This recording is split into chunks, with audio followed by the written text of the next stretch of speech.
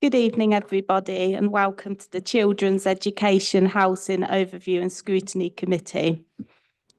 James, do we have any apologies? Yes, through you, Chair, we have apologies for absence from Councillor Susan Gaskell. We understood that Councillor Deborah King was going to be substituting for her. Also apologies for absence from Councillor Rufia Ashraf, and apologies for lateness from Councillor Fazana Aldridge.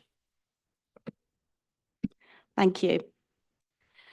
Declarations of interest. Do we have any? Madam Chair, may I speak? Yes. Thank you. If I may beg your indulgence, I'd like to read a written statement for you. Councillor Owens, could I ask you just to speak a lot closer to the microphone, please, so everybody can hear you? Thank you. Can everyone hear me now? Certainly. So I'd like to state for the record, for the minutes, I do not have a disclosable pecuniary interest to declare. I do not work for the Thrive provider, and I am not employed by the Commissioner, and neither I nor my spouse derive any financial or professional benefit from the model. This is a scrutiny meeting, not a decision-making meeting, and my comments were made solely in the interest of patient safety and service quality. For absolute transparency, I am happy to note my background in healthcare, but I reject the assertion that any undeclared interest of conflict. Thank you, Madam Chair. Thank you. Do we have any other declarations of interest? No. So we move on to item 3, and I'd like to ask the committee, do you feel that the minutes are a correct record? I'll take that as a yes. Thank you.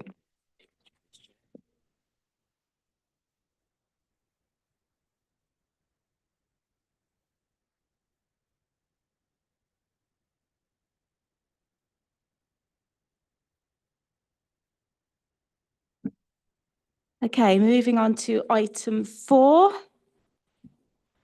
I'd like to ask everybody if you can speak into the microphone, if you can come quite close to the microphone and speak in clearly so that everybody can hear. We do have one councillor in the room that is quite hard of hearing, so that would benefit the councillor and also the public because we are live webcast tonight. We have a full agenda, so I'd also like to ask that everybody could be concise in their comments, and if you feel that your comments that you want to bring forth are duplicated, that you would refrain from saying them again. Thank you.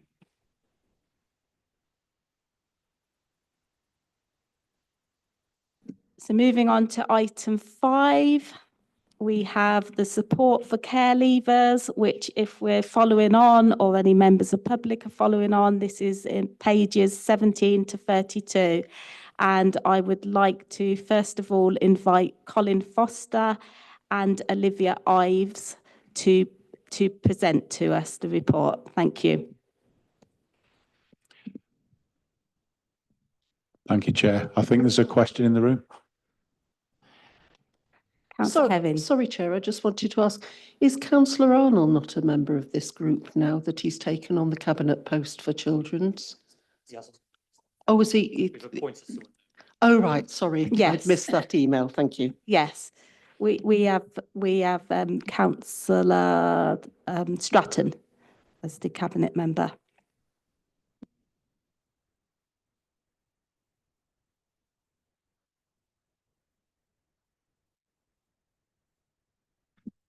Thank you, Chair. Thank you. Thank you all. So we'll be covering 3 items of the meeting today about those with care experience in our system. And, you know, it's really important to recognise the support that the most vulnerable in our society need, and particularly those children, young people with and who are experiencing care. You know, the statutory under the Children's Act 2004, children come into the care system where they are at risk of significant harm or likely to suffer significant harm. So one can only imagine what children who are in our care have experienced. So I would ask, this is a public meeting, to bear that in mind when we're discussing the matters of care experience.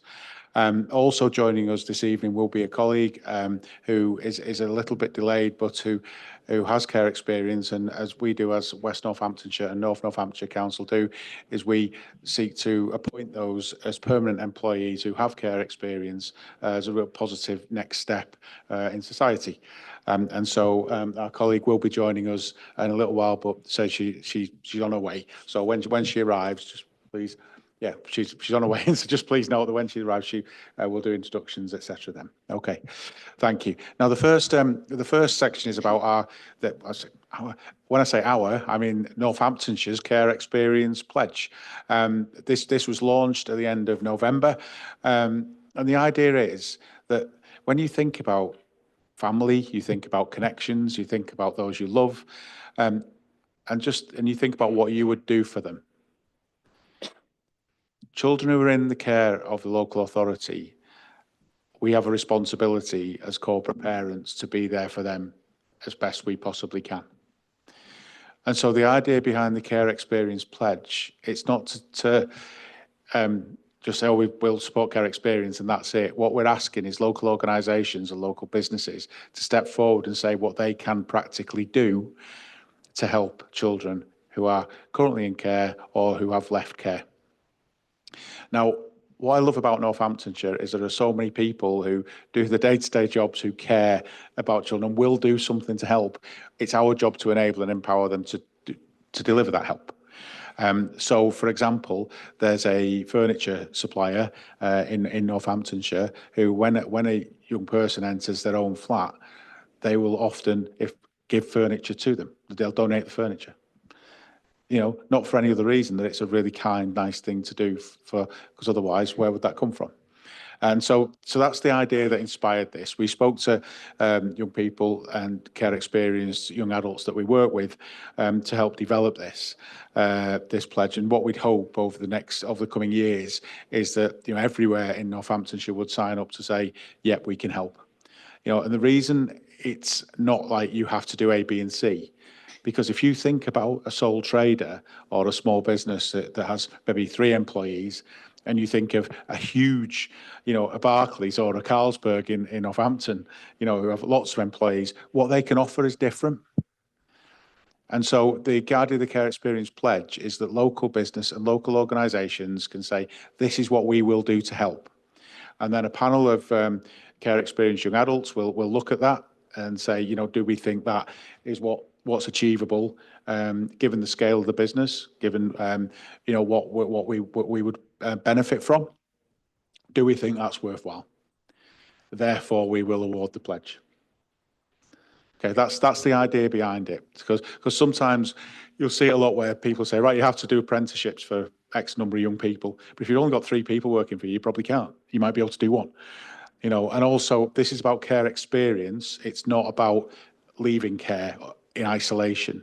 So there may be 14-year-old young people that would really benefit from some work experience, you know, or, you know, pass to a gym or some, you know, this is everybody who's in care and how can you help and support. So really excited about this. And we've got I'll give an example of one organisation that stepped into this space as, well, many have, but one in particular as part of the presentation.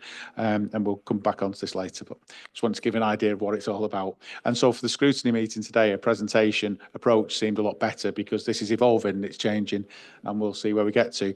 And Chair, very happy in the future to come along to a scrutiny meeting to see how this is going. You know, perhaps an annual check-in might be a good idea. Very happy to do that. And welcome, Vera. This is my colleague Vera. Just arrived. It's okay. We knew you running a bit late. It's yeah, not a problem at all. Not a problem. All right. So deep breath. Great. So just moving on to the next slide then. As I said, we ask all local organisations to pledge their support for those with care experience. Now, when this presentation was developed, this was for the launch for our Care Experience Pledge, and yeah, I didn't know this picture was going to be used, but then I thought it's a helpful example. if you think about in your life what you would do for those you love through the contacts you've got or the people you know and things like that, right? This is our these are young people, well, care experienced young adults now from our football team. We have a football team, so for those young people that are interested in sport, can get lots of different activities, one of which is football. And it turned out that their kit was sort of a bit ragged and had been around for a long time, and there wasn't another kit. In my personal life, I'm a football coach, which I love, and someone approached me and said, we can supply you with some kit. Would you like some kit? Now, we already had kit in my football team. I said, well, take a kit though. And so, so just through that link that happened because of my volunteering privately, that brought a kit for care experienced young adults here in Northamptonshire. I'm not saying, aren't I great? That's wonderful. I'm saying that is the type of thing we would all do from the contacts we have in order to help children, young people, would we not? And that's the idea behind it. So, you know, it's whatever you can do really. And that's what we're looking for businesses to pledge. What is reasonably practical for them to do to help? And that could be anything. Imagine what it could be. So that's the idea. So the pledge itself, what you can see on the next slide, Ryan, if that's okay. What you can see there is that's one of our care experience celebrations. That's a celebration of children in our care, with the support of the Lord Lieutenant of Northamptonshire, who is supporting the pledge too. So effectively, as I've said, businesses, local organisations, charities will submit what they can do to help. It will be assessed by a panel of care experienced young adults who will say, yeah, we can award the pledge, no, we can't. Then there'll be a certification, and and obviously each year there'll be a check-in to make sure what was pledged is actually happening. Yeah. Okay. Right. So on to the next slide then. And when you think about sort of the journeys of children, young people who have experienced care, and you think about everybody, how does success happen? It comes through support. It comes from people stepping up to help and being there and making a difference. And there's some lovely stories, and I'm just going to give a few examples on the next slide, Ryan, if that's okay. Yeah, so there's some really good examples of supporting care experienced young people. So the picture on the left-hand side that you can see, has anybody heard of the Shambhala Festival here in Northamptonshire? They're very supportive of those with care experience, and the chance to go to a festival is incredible, and they very helpfully donated some free tickets. And obviously some of my colleagues went to support our amazing care leavers and care experienced young people that were there, and they had a brilliant time. And it was a really, really good session, a really good festival. And the thing is, that's the type of thing. Now, everyone sat around the table, unless people do organise festivals. It's not the kind of thing, I couldn't organise that now, but they could, so they did. And that's the point. And then on the right-hand side, what you can see there is a number of young people in our care who were really interested, again, in football, and Northampton Town Football Club arranged a game. They went training there, and they arranged a game for them to play their academy team. And it was what an experience it was. And some of the young people were had never really been to a football stadium before, and they after the game, they had a sort of a stadium tour and saw the main pitch and saw the trophy room, etc. behind, and I'll never forget one young person was just stood there looking at a trophy, and it was an award from the FA for the under-19s team and their performance, and they just were looking at the trophy and just had tears in their eyes. They literally were tears coming down because they never ever thought they'd be that close to a real trophy. That's the type of thing that, for some people that's just normal. They'd see it every day. But that's what I mean. It's like opening that creativity for everybody to say, yeah, we can step forwards and do something. So moving on, Ryan, if we could to the next slide, just the GXO, so local organisation, GXO, most people have heard of transport infrastructure organisation. They came along to to the launch of the care experience pledge, and we had a number of tables with a number of young people at each table supporting the discussion with local businesses, and GXO were really keen to support, and they have supported over many years, haven't they, Olivia, on a number of fronts. And but there was a young person, a care experienced young adult, sorry, was actually on the table with them, who said, "I really love what you do. You know, I'd be interested in doing some work." And to which the representative said, "Well, we have actually got a job open at the moment, no guarantees, but, you know, we can support you with an application." 3 weeks later, that care experienced young person was working for GXO. You know, and they say that wasn't favoritism or anything. It was, you know, we're not just going to give you the job. You need to meet a standard, and yeah, got support and did. And it's just, that's the type of thing, you know, that it's kind of, I've probably explained this enough, I hope, but it's like kind of, it's not a strict, stringent, you have to do A or B. It's like, what can you do to help? That's the idea. So, and then moving on to the next, this is just time for a discussion or any questions that colleagues may have or the committee may have on this. So there's a few sort of prompts on the next slide. And yeah, these are the kind of things you may want to ask. And I know Olivia, our Assistant Director for Corporate Parenting, is here. And Vera's joined us as well, who is one of our employees with some incredible experience. So these are sort of some questions, ideas and prompts. But on that point, Chair, I'm happy to take any questions about the pledge or any sort of other reflections that folk have. And the three of us, including Mel's Director of Children's Services too, will do our best to answer. Do we have any questions? Councillor Baker. I'm not going to ask you a question because obviously you know that I know already. I was going to say that I had an opportunity whilst I was in the role of Children's Services to go and speak to the business network meetings that happen with Simon Cox, is it, who runs them? And I see him quite often and he says, you haven't been yet. So I'll just kind of ask your permission, either can I go or would you rather send somebody else to go and do that particular plea to all of the businesses? It's a county-wide organisation and they meet every now and again in Northampton, which would probably be a good opportunity because otherwise they're in different places, to go and actually plead with businesses to sign up for this and help with this. Thank you. And for me, I mean, the whole idea of this, it shouldn't be set in rigidity, and to support care experience young adults and those with care experience in West Northamptonshire, anyone that can step into any space, I would absolutely encourage it. And even if businesses hear it 10 times from different people, that's better than not.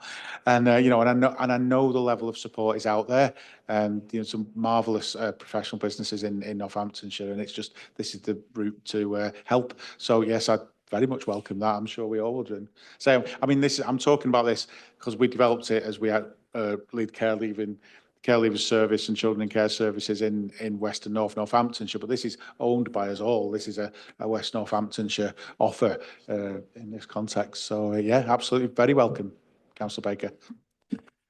Councillor Evan. Okay, questions for, so you're talking about getting people from the care system prepared for the world of work. So links with the job centre, computers, travel costs, housing. Because they can't take advantage of this unless they've got those in place. Computer skills, decent place to live. Some of them will still be with their foster carers and whatever, some not. Money to be able to travel. And also then, as I say, the link with the actual authority that is supposed to be helping them into work, which is the job centre. So we've got to be coordinated with them. Just wondered what your comments are. Thank you. I mean, initially, I would say I absolutely agree, and some colleagues from West Northampton may want to chip in about the offer from the council too. Yes, so good evening, everyone. Thank you for having me here today. I'm Olivia Ives, Assistant Director for Corporate Parenting, as Colin mentioned. So just to kind of offer some reassurance, at Russell House, which is the Leaving Care hub in West Northamptonshire, we have an IT suite which has recently been funded and set up for our care leavers. So there is opportunity there for them to come and write CVs, statements, do applications. So that's one part which is really helpful. We also have DWP come in on a weekly basis to we have on a Wednesday a multi-agency kind of, excuse me, drop-in event. So they come in and they're also part, which I'll talk about in a moment in terms of our education employment training opportunities, but they're also part of our what we call our Need to Eat forum. So those not in education employment training, how we're supporting them into that forum. So their established links are already there, which I think is really helpful, as you suggest. Do you only have children in care that are in Northampton rather than spread out in the towns and villages around West Northants? We have children all over. The hub is in Northampton, but the work that we do is with young people all over the place. And so those links, and they're supported into kind of the agencies wherever they are living. So we also have young people that live out of borough as well. But I'm just kind of speaking about the support at the Leaving Care hub. So can those young people get into the hub, or is transport organised for them? Are they given vouchers? I don't know what the system is. Yeah, they are. So we have lots of other events as well at the hub. They are supported with bus fares. The kind of the deal with our young people is you pay one way, we'll pay the other, because what we also need is young people to have a sense of independence, to have a sense of budgeting. We help them if they can't do that, but there is make sure you've got your bus tickets and we'll reimburse you for those. So it's not just I think it's really important that we don't just kind of give them money, but they're coming in to be supported to do those kind of activities. And are you aware how many of the total number are engaged and who aren't? Yes, we are in touch with all of our care leavers. So they all have an allocated, under 21, they all have an allocated personal advisor who meets with them on a very regular basis as part of their pathway planning. And part of their pathway planning is looking at those opportunities to support them into education, employment and training if they're not already engaged in that. In the past, the Corporate Parenting Board lost touch with some children and, well, young people, at 16, I think, probably when they left school. And when I said, well, you know, where are they? They said, a lot of them don't want to be found. And it worried me very much because as an actual parent, you would not let that happen. And we should be able to know if they've gone off the radar, where they are in the country, because they've all got a national insurance number. They'll all be claiming benefit or doing something somewhere.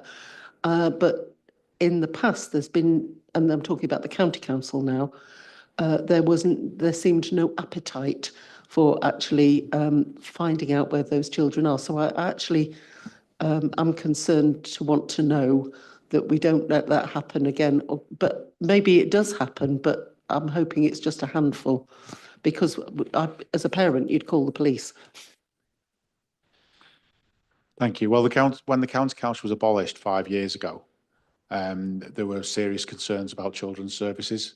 There was a statutory direction issued by the Department for Education because the concerns were so significant, and that was triangulated with inspection activity, etc. If any children's services suggest they do not know where a care leaver is over the age of 16, then that is unacceptable, and that is not the case.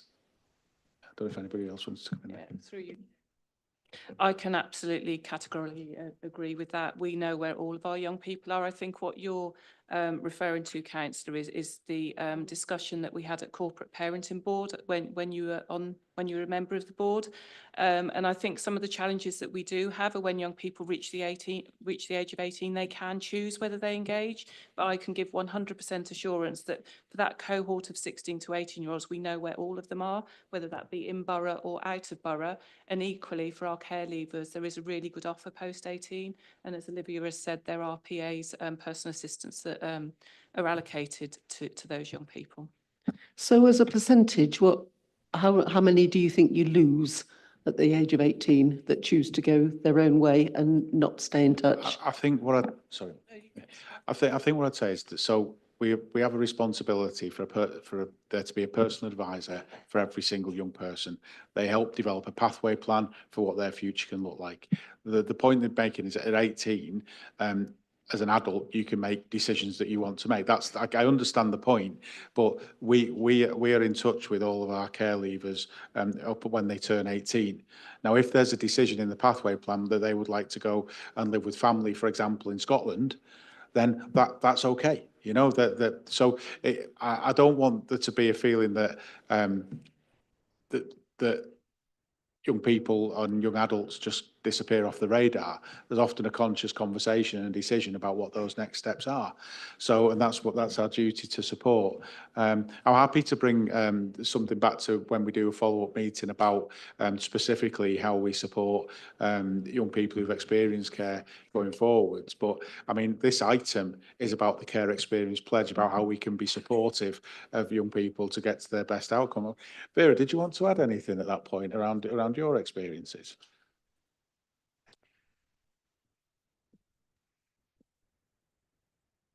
Hiya. First of all, I'm so sorry for being late. I was driving all around the town trying to find parking and it was horrendous. I am a care experienced person. I went into care for the first time in 2014. So I was a child in care under the county council and then was a care leaver under Northamptonshire Children's Trust after the merging of the councils. I can first of all say that after Northamptonshire Children's Trust came together, the quality of support that I received went up massively. And my two personal advisors were fantastic. They were so incredibly supportive. The Leaving Care Service was incredibly supportive. And when I turned 18, I did not drop off the radar. There was a very, very clear plan that was part of my pathway plan of where I would be going, who I would be with, what my PA was going to do to support me, what my foster carers were going to do to support me, what my independent supported accommodation provider was going to do to support me. It was very clear. And now, working in the Leaving Care Service, I'm not a personal advisor, I'm a stay in close transition worker, but I am still a part of the Leaving Care Service. I can say with like utmost confidence that we are not losing track of our young people. We know where they are, we know what they're doing, we are speaking to all of them. We have our events at Russell House, the Christmas party, the Eid party, and the summer party that are so incredibly well attended, it actually blows my mind. And every time it's like, oh, only 10 people have said they're going to come, and then we end up with like 60 young people there, and we probably didn't get enough food. But our engagement with our young people is fantastic. The personal advisors are doing a wonderful job of keeping in touch with their young people, but also letting them make decisions. You know, they are 18, they are adults, and we need to give them the space to be an adult. Most of your journey in care, you don't really get a lot of say in what goes on. You don't decide who your foster carers are, where you live, what school you go to. But at 18, that's when we start being given those choices. So if a young person turns around and says, actually, I don't want you and I want to go my own way, I think it's really important that we do respect that. Plus, if they decide that and then actually 6 months later go, oh, that was shocking, hated that, they can just ring the duty team up and say, actually, I'd really like my PA back, please, and we will reallocate them. We're not losing track of our young people. I mean, you know, obviously this pledge is, you know, Councillor one Herod, is very could I just supportive. ask you to speak through myself? Thank you. Oh, sorry, Chair. Okay. Do you wish me to speak now? Thank you. I just wanted to say that I just want to know that it's a very delicate time, isn't it? That transition time. It is in any family, looked after or not. And this helps the pledge to be able to give people, young people, options and guidance. But I am aware that obviously there are, you know, like you say, there might be some children who wish to, or young people wish to go their own way.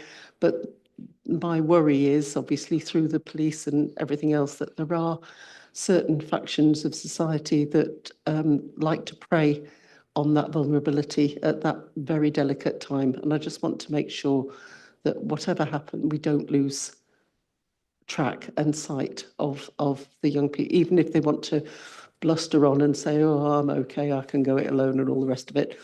Often they do need that guiding hand.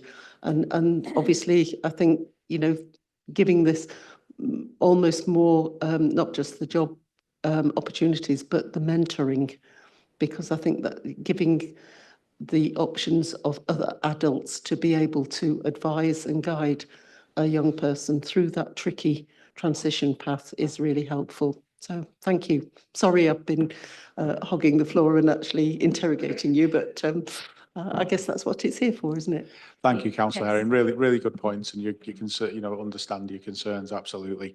Yeah, and I think it's very helpful. And the fact that there's this, you know, the questions are being asked is a real good indication of how much people care to support children as best we can. So yeah, but and yeah, always happy to discuss further. And one thing that may be worth considering for the Scrutiny Committee in the future is the Independent Visitors Service. It may be worth hearing a little more about what they do. So they're adult volunteers, so anyone could be an independent visitor that volunteer to be a support person for those with care experience. And yeah, so that might be one for a future agenda, Chair. Just to point out, while you're saying that, though, Colin, councillors can't be that. Apologies. No, it's restricted role for councillors, but the majority of the thank you, Fiona. Appreciate that. Sorry, That's very good to know that there's lots of mentors out there, and thank you, Vera, for your valid input and very real positive experience with your personal advisors support. That's really wonderful to hear. through the chair, Councillor can I just say something? Aldridge. First of all, apologies for being late as well. I was stuck behind lots of cars. I just want to say that I attended the Corporate Parenting Board, and I was really impressed in terms of the real focus and attention on the needs of individuals, and it came through loud and clear. And I do think that, you know, what was set there was a set of expectations for councillors to be engaged in a proactive way. And certainly with my group, we are looking at making sure that that happens. So I just want to say that that focus and that care and attention and knowing where children are and what their children and young people are, and you know, focusing on their needs, I think it's there. We have to be realistic. At the point of 18, you know, I knew how much I could require or engage with my young son and how much I had to leave him to get on with things. And I think as corporate parents, that's what should be happening, and it's right and proper that that balance is there.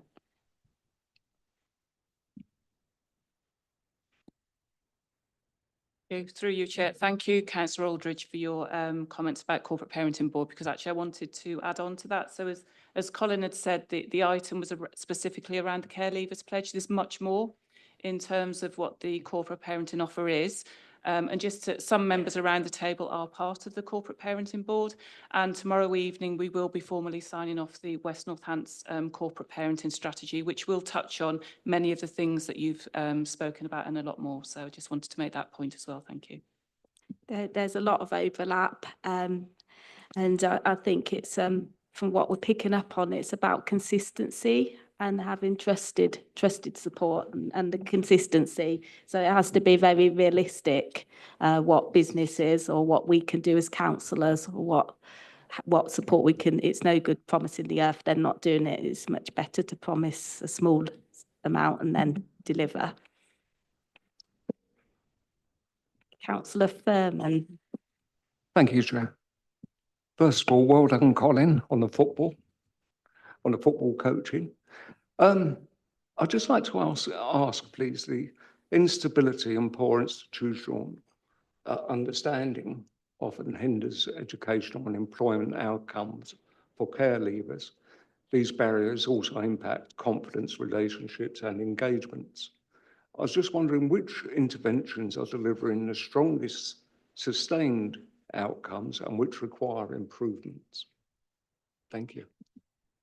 Thank you, Chair. May I really valid question, Councillor Furman. May I suggest if we bring this item to a close and we move on to because that's for the education, employment, training discussion.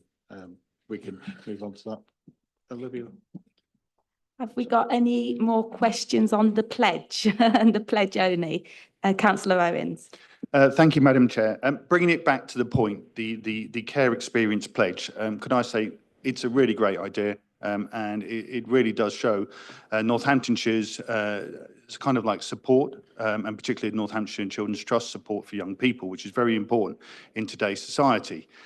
My question would be, and in fact, the young lady actually raised it slightly herself when she spoke. Sorry, your name was?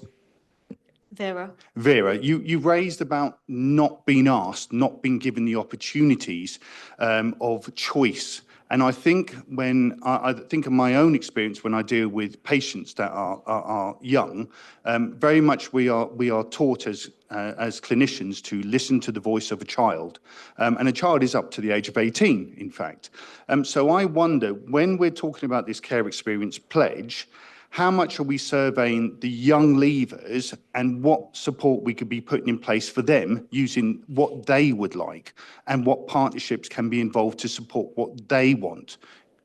That would be my question. Thank you, Madam Chair. Thank you. And I'll come over back to Vera in a second, if that's okay, because there's two layers to the question, really, isn't there? First and foremost, it's called Care Experience Pledge because it's all ages. And that's the point.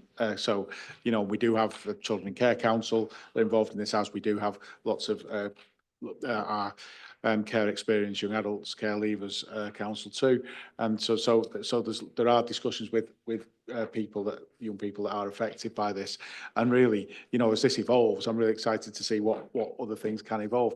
But I think, as Mel rightly said, you know, so the corporate parenting strategy that's being signed off tomorrow, the local offer for West Northamptonshire, you know, all these things work together, and you know, it is really quite impressive, I think, compared to where it was, which links to the second question, which was the experiences that, you know, Vera, you know, very impressively shared, I have to say, you know, was at a time where the children's services and the support for children in care was nowhere near the standard it is today.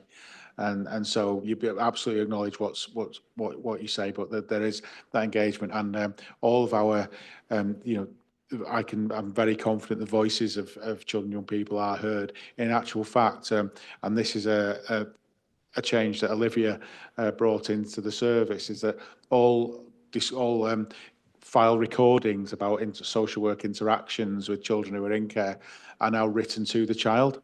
So that may not be for today, because they may be 8 years old and there's a lot a lot of very challenging things going on. But every young person that's experienced care has the right to read their records. And it's really important that you're not writing it with professional language to say, I have seen this, therefore this. This is what was going on for you at this time. So then when older young people can read those case file notes, they can, you know, they'll have memories that link to that particular situation. It will help give a wider context. I don't know if you wanted to add to that, Olivia, before No, I mean, that's exactly what we're doing. And almost in a way, kind of dynamic life story work with young people, and making sure that there is a connection to something that is going on for them, so that they can, as Colin has said, hang it on a memory. You know, do you remember when we did this together during this visit? So they can remember things. So they may not in that moment recall the information, but coming back to it later on when they get maybe a greater sense of understanding, they understand exactly what it is that's gone on, the decisions that have been made with them, because that's another important part, is that we obviously as adults have to make some decisions on their behalf, but where we can, we make sure that they're informed about those decisions and why those decisions are being made. Madam Chair, could I just respond? Just to be clear, I was asking, do we actually ask the care leavers what we could do to support them, and then think about what services we could put in to support them, or what partnerships would be available to support? I just want to clarify that. It's not about post-it. I'm talking about preventative not reactive care. So are we asking those care leavers, how can we support you? How can we give you the tools and opportunities to survive in life? That's what my question was. The short answer is yes. Okay, brilliant. So- That's all I needed to know. So, Thank you. Vera, I don't know if you wanted to add anything. So I will give you some examples of how we do this. At the events, the ones that I mentioned earlier, when they sign in, we ask them to scan a QR code, which A, tells them about their local offer, and B, is a feedback form. When they attend the independent living programme at Russell House, at the end of it, we ask them to please fill out this feedback form. When I'm doing my monthly support plans with my young people, I do it with them. I don't write it up. I write it with them in the room. And then the two questions at the end are, what am I doing well and what could I do better? We get sent surveys to ask our young people every other week, maybe, because they're both local surveys and national surveys, like from the National Benchmarking Forum, things like that. And on the pathway plans, they are also written with the young person in the room, and they cover the goals for the next 6 months, what goals the care leaver would like to achieve, how we're going to achieve them, and what the PA can do to help them with that. Madam Chair, could I just say thank you, Vera? That's an excellent response. Thank you. Thank you. I hope you're going to say mine's an excellent response as well. So no pressure, but that's what I'm expecting. So I just wanted to go back to case notes. So as part of my activity as the Director of Children's Services, I do audits with the Trust, and I randomly pick cases. So I just want to give that caveat before anyone thinks, okay, they were picked for me. They most definitely weren't, because I picked them. And what I was really pleased to read, and it was only 2 weeks ago, and it was related to Children with Disabilities team, I was really impressed in terms of the case recording, because actually it was writing to the child, and it was explaining why they couldn't be with their mum, because it was very clear from the child's voice that that's where they wanted to be, but it was clear from the case records for me why they couldn't be, but equally the way the social worker had written it was in child-friendly language, so that when they do become older and may want to read their records, then they can do that. So I just want to give assurance around that. The other thing, which I'm glad Vera and Olivia didn't mention, because it was on the top of my list, the big conversation that was held back in October. That was a fantastic event. Some members in the room were at that event. And that whole day was, well, it's probably about 4 or 5 hours, was facilitated by young people. And it was very much, they set their agenda, they led the session, and basically they were telling us, so there was members in the room, there were members of the council in the room, police colleagues, health colleagues, what they want, what they think they need. And that has been used to inform our corporate parenting strategy and also the wider work that the Trust do. And more recently, and Jane will probably touch on it when she comes on to talk about housing, more recently we do recognise in terms of that preparation for adulthood and the housing element. So we've recently launched an app called Skills to Thrive, that we're piloting currently, and that's about how we support care leavers, and it's a platform that they can access, and it's about, we can add the content that we want in there, and it's very much informed by what young people are telling us, and we felt that the QR codes and the apps are the best way for young people, because that's what they tell us. They don't want to go onto a website, they want an app or a QR code. So hopefully you will think that is also a good response. So thank you, Chair.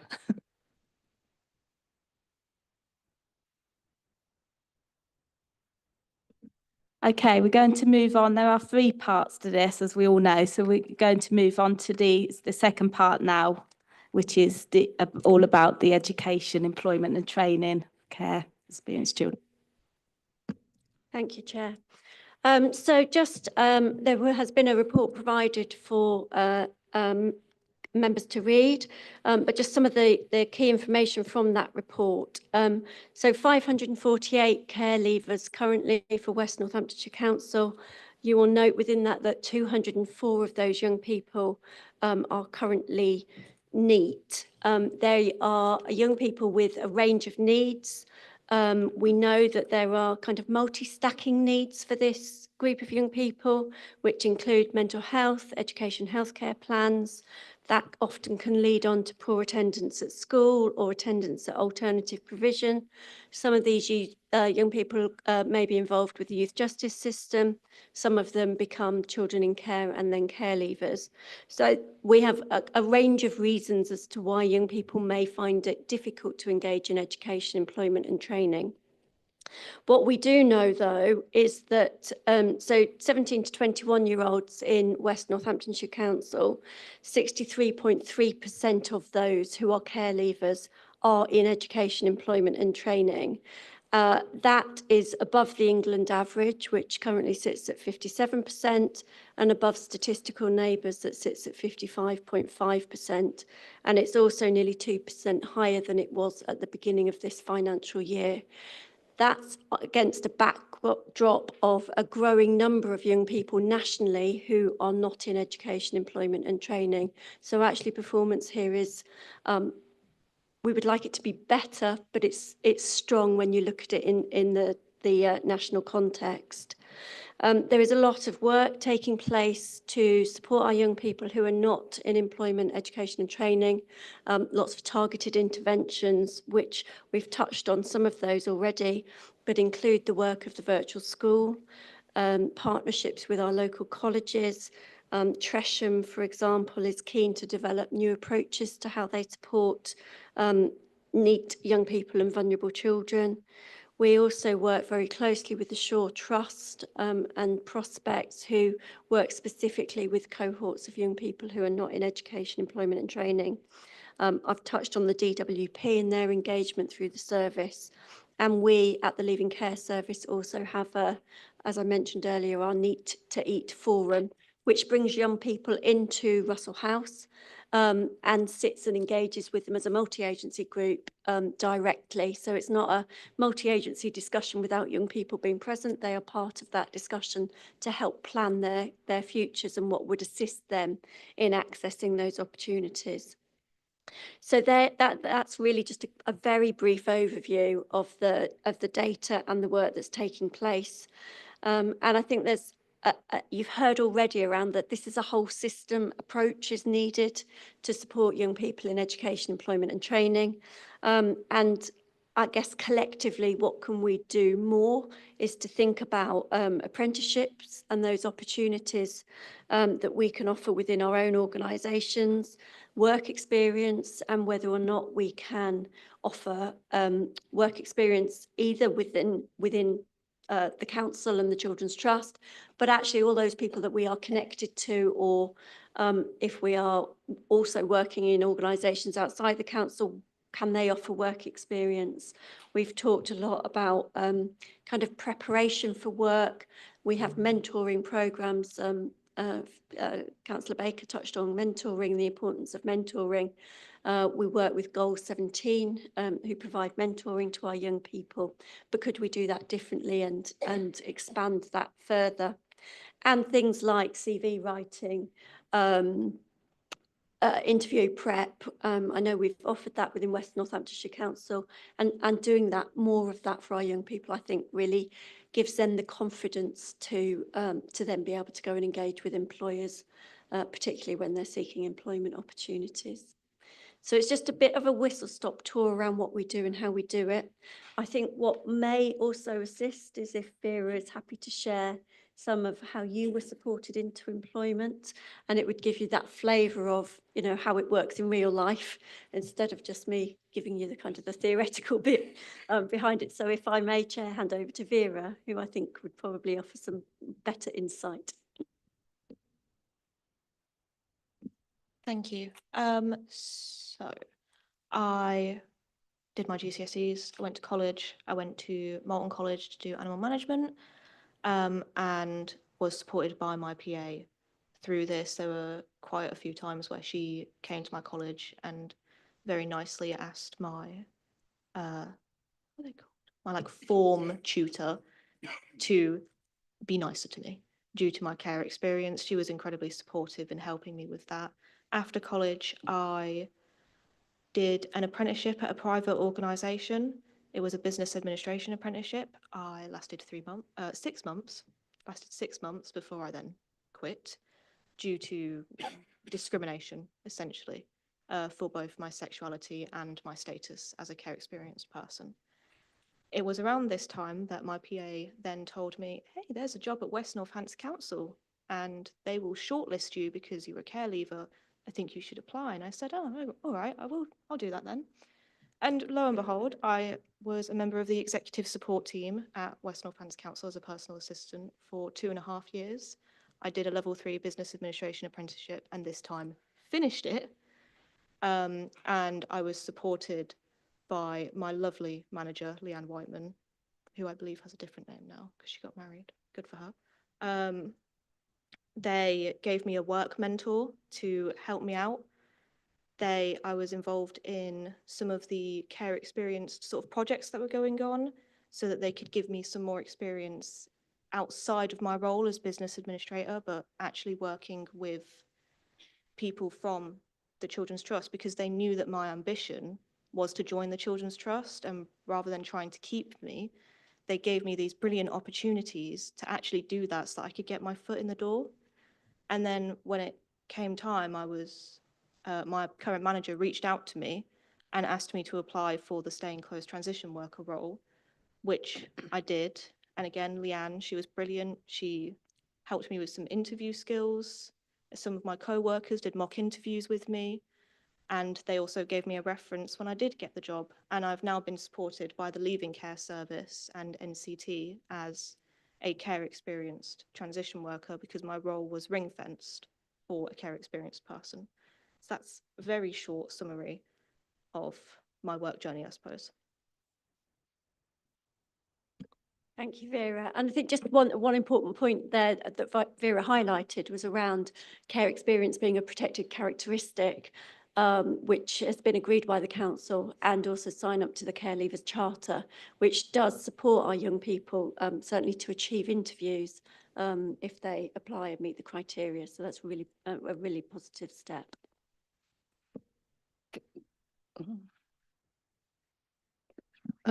I just wanted to ask, obviously a lot of young people, when they've come into care, have experienced trauma and may have emotional problems and difficulties. Are you getting the support from the health service in supporting cared for, looked after children for them to deal with their emotional problems and probably severe mental health problems? Short answer to that is yes. We have a very close working relationship with the LAC Health team, looked after children's health team, and we have very close working relationship with our colleagues in CAMS as well. There is a process for consultation. We have also our CAMS colleagues will sit on, we have what we call our Circle to Success forum. So it's a forum where we have complex case discussions where children have high levels of need. They offer consultation in those meetings to help us in how we care plan and support carers and practice. And we have psychologists who support in the fostering service. That's one part of it and is a really important part of it, because I think it's how we support professionals and carers in how they're interacting and working with those children is really a necessary part of ensuring stability for those children. The other part of that is the support directly provided to children and young people, and there is a whole range of support available for, through the Reach Collaborative, and then when that specialist support is involved, is required via CAMS, it's there and available. There are some waiting lists, but we are able to get the consultations readily and, as I say, support to professionals to be working with young people in the right way. Could I ask through the chair? Oh, sorry, Rosie, are you, okay. Which way, Chair? Oh, are you finished? I was just going to say, are they given preferential treatment against the waiting lists for CAMS that we know exists in the community for young people being seen? And also, would you say that all of the foster carers would say that they have adequate support for the young people that in their care? Because one hears, complaints from various people that they don't feel they're properly supported, but, maybe historic. There is a specialist CAMS service for children in care and care leavers, so that's separate to core CAMS, which is the general CAMS. The feedback that we have received from foster carers around their consultations that they have with the psychologist is very positive. They find that very helpful. That's NCT foster carers, so those that are approved Could I just, by NCT. sorry, could I just come in here? We are going to have a whole report on foster care at the next, on our work programme on the next meetings in March. So if we could sort of just stick to the care leavers, please. Thank you. Okay, can I, through the chair, am I okay? Okay, first of all, thank you for providing the comparative data for NEET. Because I think that was going to be one of my questions, and it's really good to hear that we're above, and obviously what we want to do is be even better. So I think that's really positive. My question is around sort of those personalised support for individuals through mentoring. I noticed you mentioned mentoring, but I know from experience that focused support that enables an individual to be successful, whatever pathway they follow, is so critical. And I was just wondering the extent to which we have sufficient levels of coaching and mentoring, because I think that the mentoring bit is one part of it, but coaching an individual to be engaged and be successful is so critical. And I was just wondering what capacity there is to do that, because you were asking for what are the ways forward. Is there scope and potential for increasing that capacity to make that difference to relatively large number of young people who are still not in education and employment? So I just wanted to explore that a bit. Thank you. Yes, so Goal 17, the befriending and mentoring programme that we have with Goal 17 is has grown significantly, I think, since it started, both in terms of the number of mentors, and there's mentors on a national level that we can tap into, because as I've said earlier, not all of our young people live in West Northamptonshire, so it's important that we can link them up with mentors across the country in their local place of local residence. We could always do with more, I think it's fair to say, and any support to achieve that, I think the service would greatly receive that. There is at the moment, there is a finite capacity, but we could always do with more. So my question is there a need for more? And is that an area that we could be focusing on more to make that difference that we're all trying to make, really? That would be helpful, thank you. Okay. So my next question is how? Well, we have some programmes, obviously, that we could probably tap into and look at training for people who would want to become mentors within the council, for example. I think that would be a helpful way to do that. Thank you. Can I just ask a question on the back of that question? And it is, how long are the mentoring schemes run for? I think it's crucial that there's ongoing support.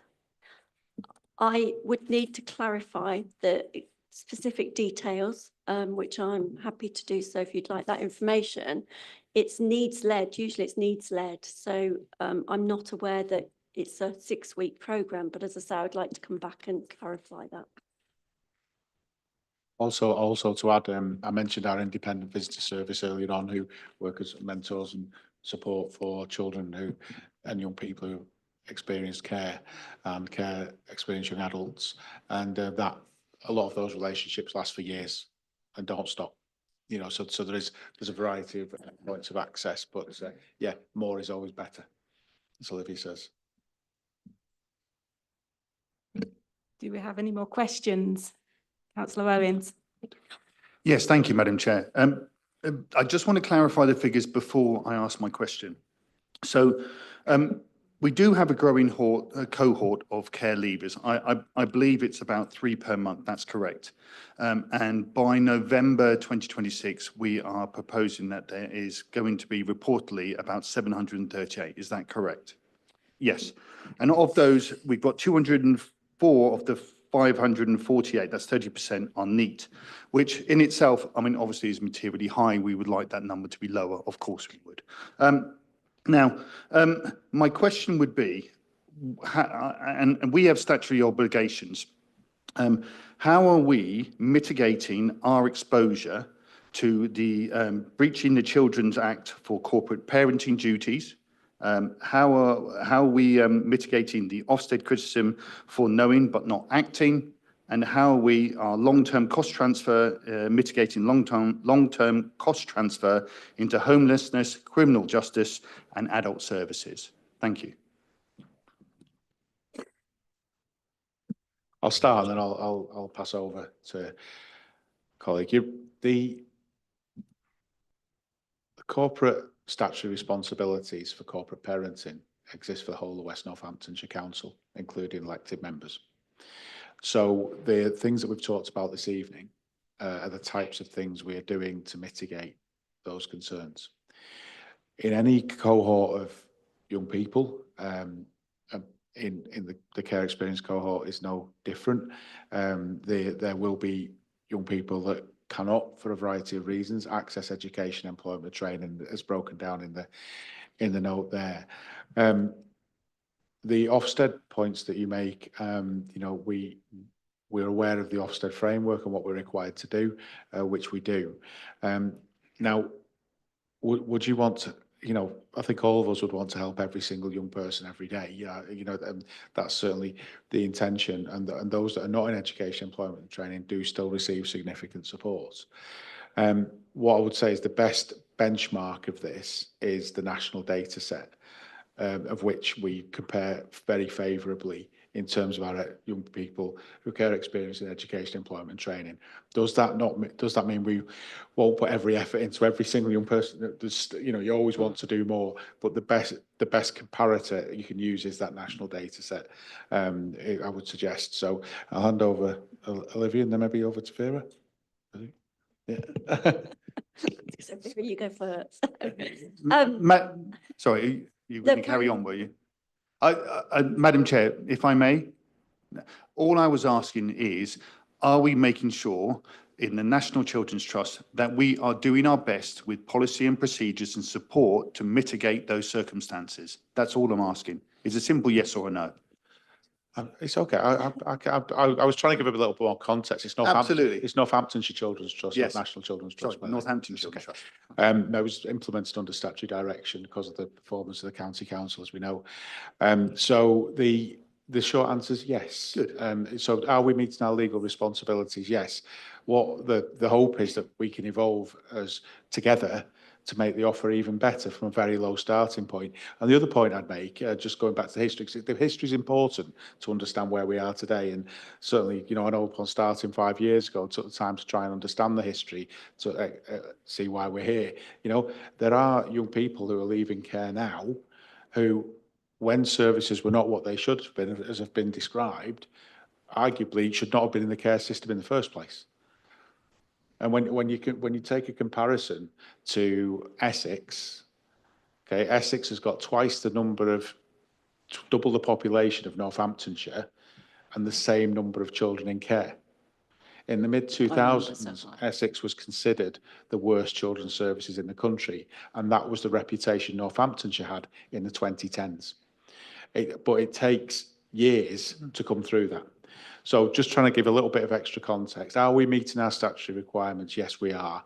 You know, should we as a system do everything we can to work better, to help more? Absolutely, we should. If that helps a little. Thank you. We will just take two more questions from Councillor Chauhan and Councillor Baker. Thank you, Madam Chairman. Vera, that was a really fascinating insight into your experience. So thank you for sharing that. And actually, it fills me with a little bit of hope because I've been dealing with some cases and you know, I think what's really apparent to me is that transition from 17 to 18 and the support that's available in terms of, you know, you could be 17 yesterday and then all of a sudden you're the next day you're 18 and then you're an adult. And I think that transition period in between is an area that concerns me in terms of transitioning those children into that understanding and so on. The point about the personal advisor support, I wanted to ask what that ratio looked like. So how many children do we need? And I know this has been asked already, but I didn't feel like I had that clarification. How many children are neat that need that support that are in our care system? And what's that ratio like for those personal advisors? So that we can actually then look at how much, you know, how many we need to fill that gap, you know, to satisfy that need. And obviously it might be a case of, you know, we won't be able to do it, but this is how we prioritize. And the other thing was caseload as well, you know, how those caseloads being managed to, you know, to those with those social workers that are managing that caseload, and are they able to support those young people in the right way? Thank you. I'm going to struggle to give you some of the very specific percentages that you've asked for because I haven't got that information to hand. But what I can tell you is that our personal advisors have caseloads of around somewhere between 23 and 26 young people. They will have on that caseload a mixture of young people who are both NEET and those in education, employment and training. So we don't kind of concentrate all of our young people who are NEET with a couple of personal advisors, for example. So that's the idea around the caseloads. Children who are under the age of 18 will still have an allocated social worker. Those who are aged 17 and above will also have a personal advisor. So they will have the personal advisor who works with them on the pathway planning and thinking about kind of the transition to adulthood, the preparation for adulthood work. The social worker will continue to concentrate on the care planning and the statutory duties, but in tandem with the work that the personal advisor is doing. So there's kind of a dual focus in terms of the work that's taking place as they're moving through that transition. And then once a young person turns 18, the social work intervention will cease. The personal advisor will become the key allocated worker. And just very quickly on that, Chair.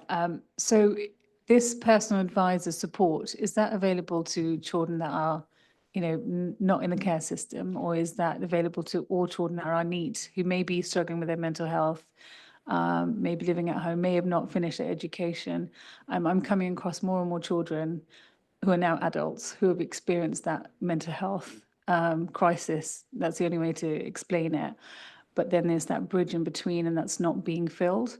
So is that support available for those children as well? Personal advisors are specifically for care leavers. Okay. That's a statutory responsibility for a care leaver to have a personal advisor allocated to them. There is separate support available through different services that's not within the corporate parenting service, if you like, or the Children's Trust, for young people who are aged 18 plus who are not care leavers. Okay, thank you.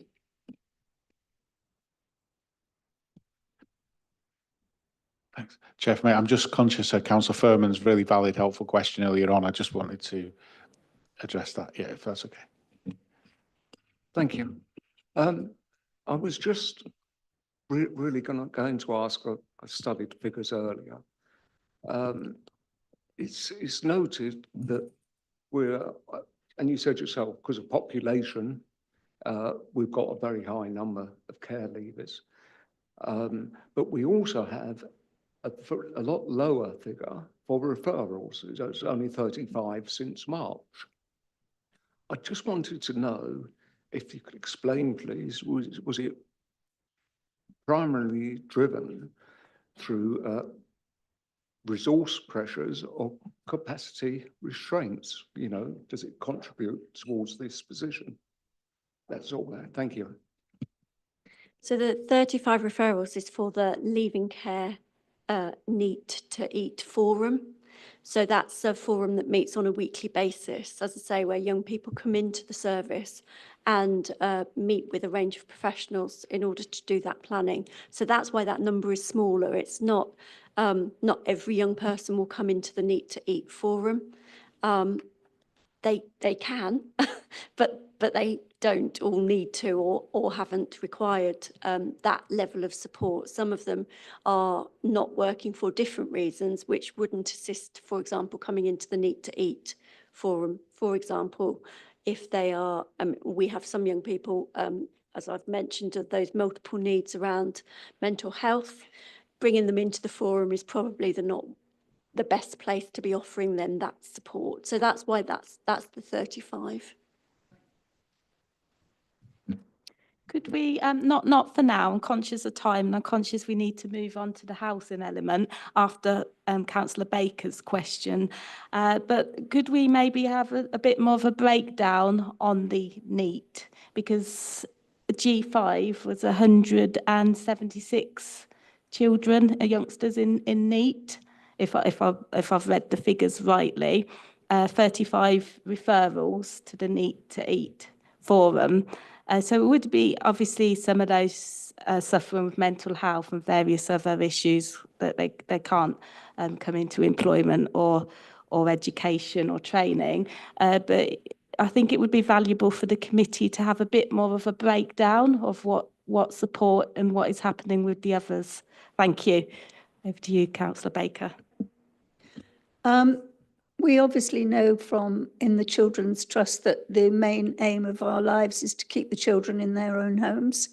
But there are some are not coming to care in the first place because that's quite a really life-changing thing that happens to children, isn't it? We know that there are some families that we support that are in a delicate position but not in care. Are any of these things open to any of those children that we might feel need a bit extra, but they're not actually in care, but those ones that we are particularly supporting in their own families? And I've broken them up. There are services that support young people who are living within their families that have not been in care, who are NEAT. They are services that run from, Mel may be able to assist me, but from the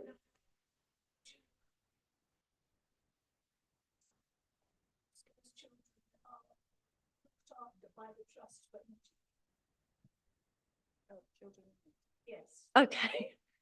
Okay.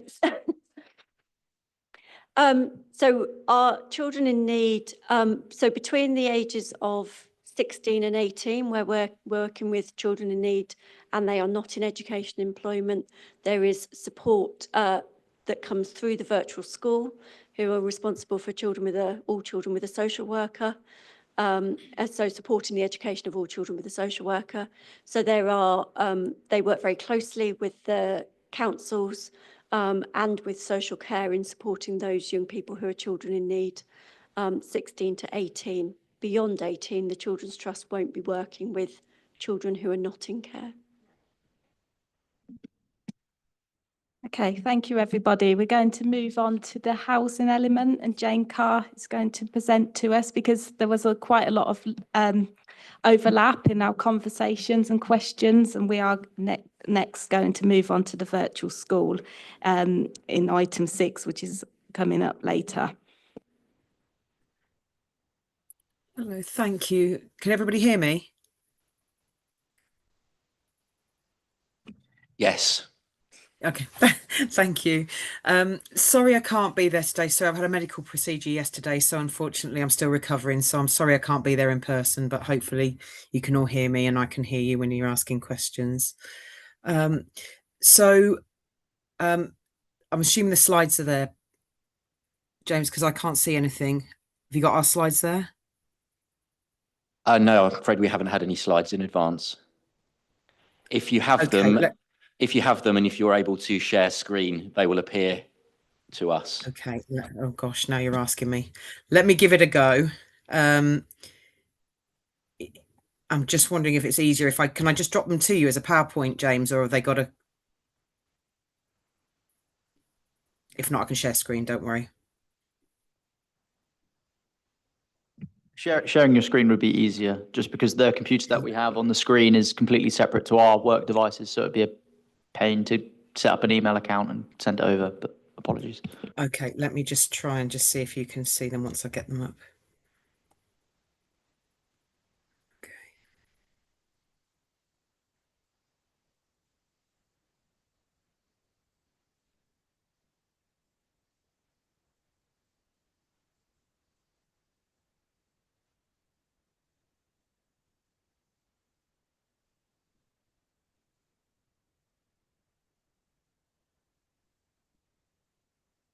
Are you able to see that?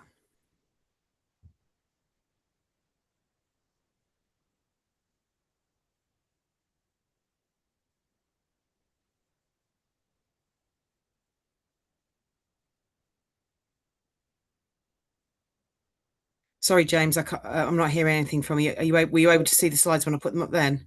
Yes, we were. Sorry, I thought someone Okay, answered sorry. over the microphone. I don't think they had the microphone on, so I couldn't hear them. Okay, thank you. Bear with me, then I'll go back to that. Right, great. Thank you. So just wanted to bring up the role of the corporate parents just as a reminder to us. I'm sure most of you are really familiar with what we are responsible for and what is required of us as corporate parents. A couple of you, I think, sit on the corporate parenting board as well, so you're probably really familiar with the conversations that we have.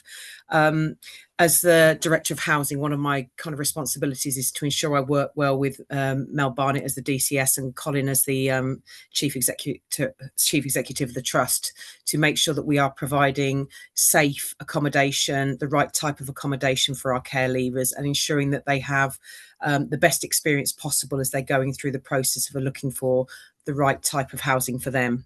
So there are some key points obviously in our core responsibilities, but the one we really focus on in the housing is offering a stable home environment, and that isn't that's when they're living on their own. So by this stage is where we're talking about. And then also supporting care leavers with housing, so ensuring that they've got really solid right type of accommodation, and we're making sure that they are ready to go into the housing in the right way. So preparing them for adulthood and independence, there is a big joint role for us here with the Trust to make sure that when we are looking for housing for our care leavers, that they are ready to take on the responsibility that comes alongside that as well. So just wanted a reminder of that. So this is the figures, the current figures. Well, it's actually from October of care leavers. One of the things that has really happened over the last year is our relationship with the Trust has built and built. Back in 2024, we allocated housing options officers that work specifically with the Trust around care leavers to make sure we're getting a process. And I think, you know, what you can see from that graph there, that's a monthly basis of the care leavers where applications have been made live. This is West Northants only care leavers, just to be clear, but you can see the growth in the numbers where we've been working much closer together and getting people actually onto the housing register, making sure their applications are live and they are in the right space to be able to bid on properties where they need to. So that's a real credit to the team. Part of that work has been to have a care leavers panel, priority panel, which is run every 2 weeks by our allocations manager, with members from the housing team and the Trust on that as well, where they discuss individual cases to make sure we're getting the right response. Okay, so that's the numbers. This is just to give you an idea of the care leaver numbers that we've got on the NCT system at the moment. Again, this is from October. You can see there the percentages that have an allocation case, but also on the second graph, you can see there the ages. So these are the numbers of people that we're working with in each age group who actually have an allocation case. Now, there are a number of reasons why a care leaver might not have an allocation case. They might not be ready to, they might find a different response in terms of their housing. Some of the things we've talked about is they might move with family elsewhere, but there are a number of reasons why they don't. But you can see as it gets to an older age, that's where we, you know, most of the cases that we have on do have an allocation case. So it tends to be as the care leaver gets older that you get more cases you're working with. So this is the numbers, just to give you an idea of the numbers of care leavers that were housed between there. I'm sorry, I can't see my notes now. This is the unfortunate thing about having it on the screen, is I now can't see my notes. But I can send you the numbers separately, or I'll tell you those afterwards when I come off the slides when you ask questions from there. But that's the numbers per month. And then this just shows you, and I am doing this a bit numbers focused, so you can see the kind of numbers that we're talking about in terms of working with people.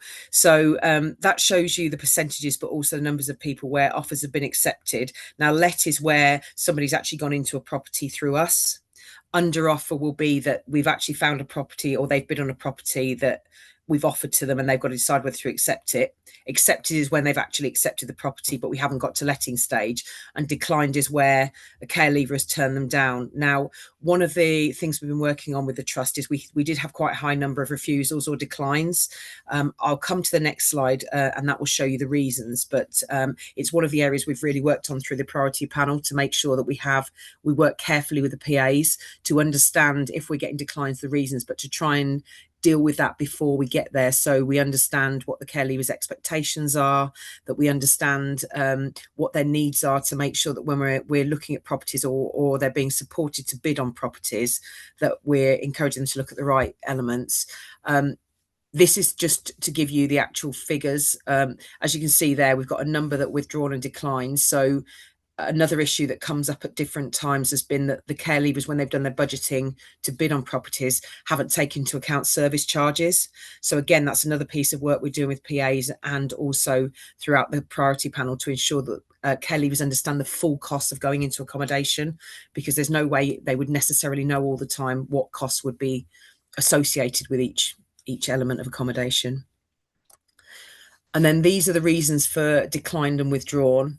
And you can see the areas where we get most declines. So interestingly, dislikes location is that there was 8 care leavers that disliked location.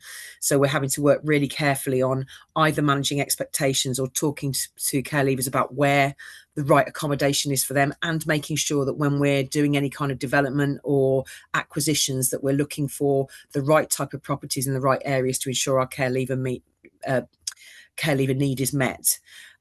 Dislikes the property. Again, it's common across just generally in allocations, the expectations of people about what you're going to get, particularly with care leavers. There can be some discussions where a property that you're getting through social housing doesn't match up to the property they've been in previously, either through supported accommodation, and it's quite a transition for them. So it's really important, that relationship with the PA, to work them through what that looks like and what independence looks like and what they can expect. And then there's some that are too far from town, because clearly there's issues around getting to where they need, if they've got employment, getting to that. And then there's just a few individual ones there.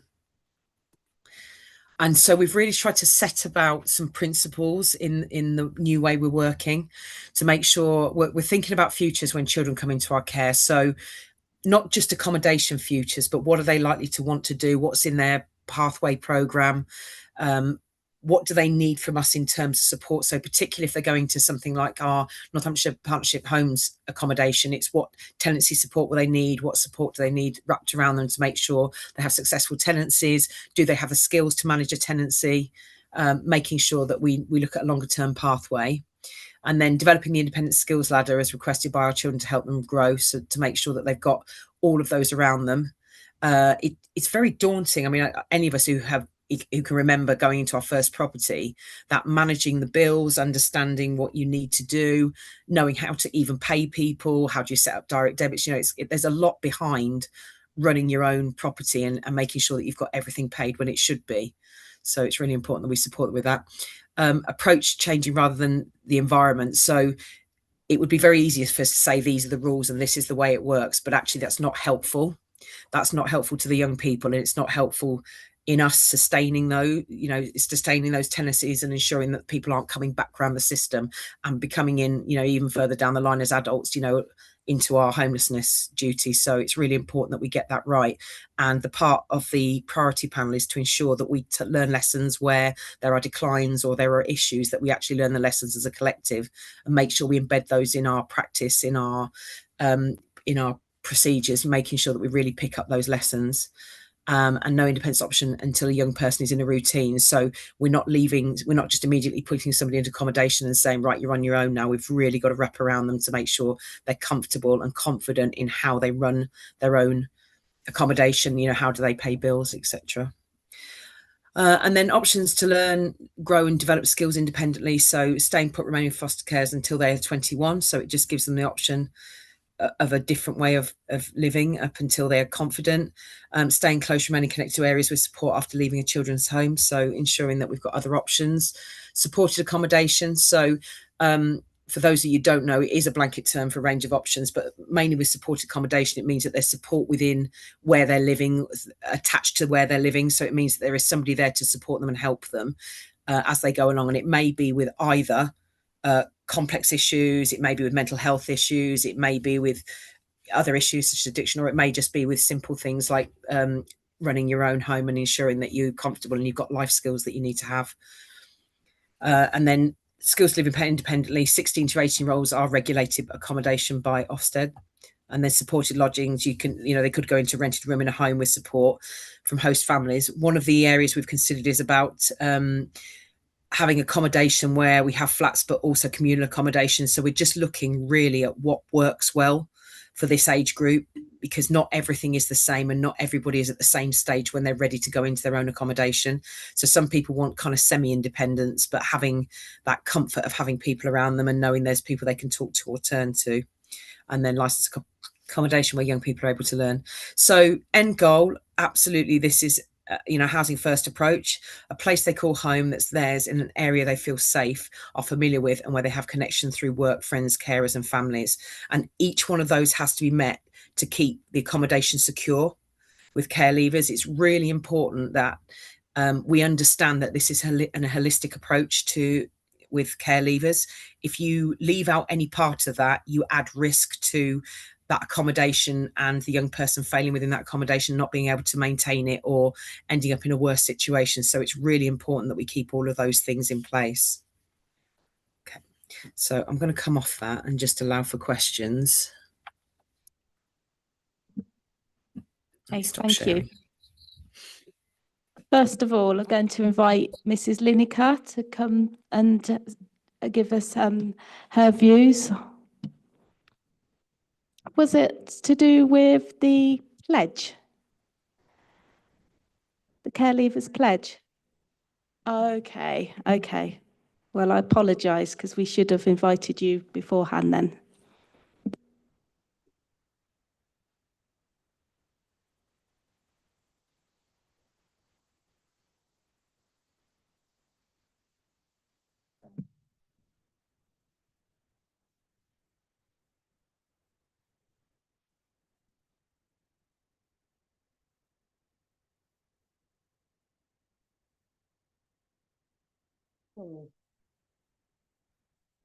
I don't think I'll need the mic, but I'll have a good go. Sorry about the time. Right, I'm glad I'm having my say about care leavers, because I was in care too, many years ago. I'm not going to talk about the past. I'm going to talk about the future for the carers, especially when they need housing. Now, my past was I was in bedsit land, and I came later to Northampton, and I got the rape crisis centre started with Labour. Yes, I was Labour then. I'm not now. But the problem is it's down to them who they vote for or what they vote for. What they need to do is take care of the carers within the society of Northampton West. When they leave, they need help and guidance, because youth sometimes of today, especially in our area, we've got nothing for them. We've got flats, different housing associations, and we need something to do for our youth as well. Now, care leavers need to find a job. I did at the age of 15 then. And I was proud of myself when I came to Northampton to speak about care leavers. And I always will come to Scrutiny to find out what's happening on the trust. Now, the trust people, when they take care of the children, they must have psychiatry round about the age of 18, even sometimes younger. And when I was asked by one scrutiny person that was the leader of the Conservative, I asked him... Lineker, there's 1 minute left. Yeah, sorry, I'm taking a long time. But the problem is they do need help with psychiatry round about that age, because I needed it. I went to them privately myself when I was 17, after I got married. And I had a good marriage life when I came to Northampton. That's the end of what I want to say. There's other things I want to say, but the youth of today in Standards Barn and Billing have got nothing. And there's loads of trouble there as well. Okay? Thank you. Thank you, Mrs. Lineker. I'm going to ask the committee, do we have any questions? Councillor Robbins. Yes, thank you, Madam Chair. Jane, thank you for your report. I like that it was very concise again. And I think you are right. It is a major change at a very specific time in young care leavers' lives. And you did highlight something during your kind of like talk to us, which I thought, right. So you talked about care leavers' expectations and what's realistic for them. Is there, in your opinion, any type of like kind of way that we are mitigating this unrealistic, maybe, kind of like thought of what they would be able to get in the form of housing? Maybe some early intervention earlier than that point in their lives? Is that being considered, or has that already been inputted into them? So I think up until probably about 12 months ago, it wasn't, but I think now it is. We have done a lot of work working with the relationship between housing officers and the PAs. So obviously what you've already heard is that a PA is attached to each young person to support them with a long-term plan.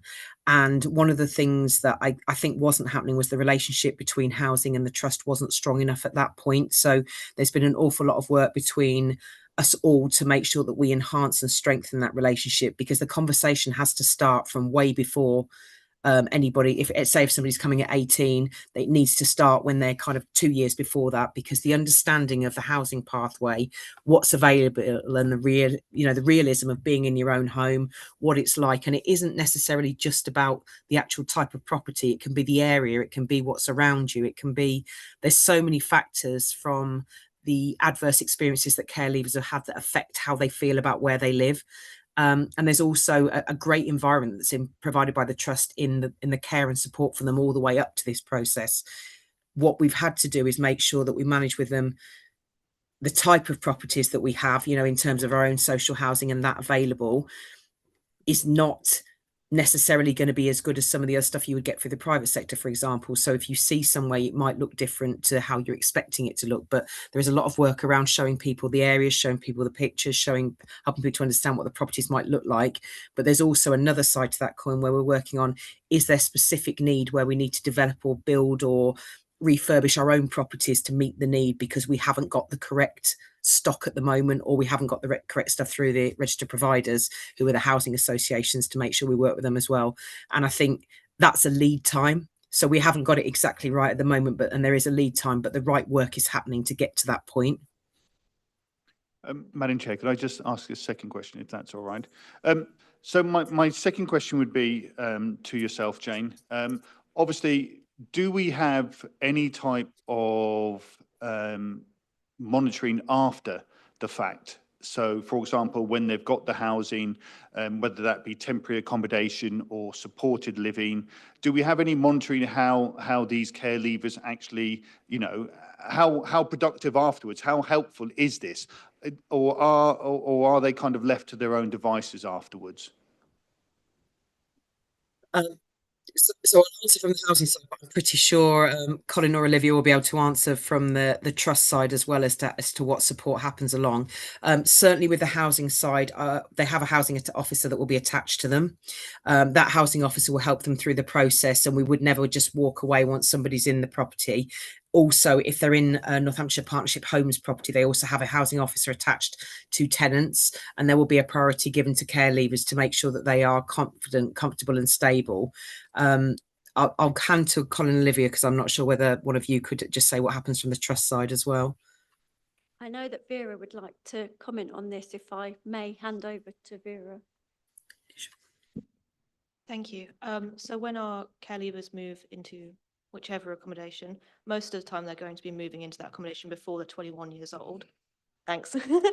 Which means that they are still going to have a personal advisor, and they will have that personal advisor up until the age of 21. And then at the age of 21, there would then be a sort of needs-based assessment on whether they need to keep their personal advisor up till the age of 25, or if the personal advisor can step back.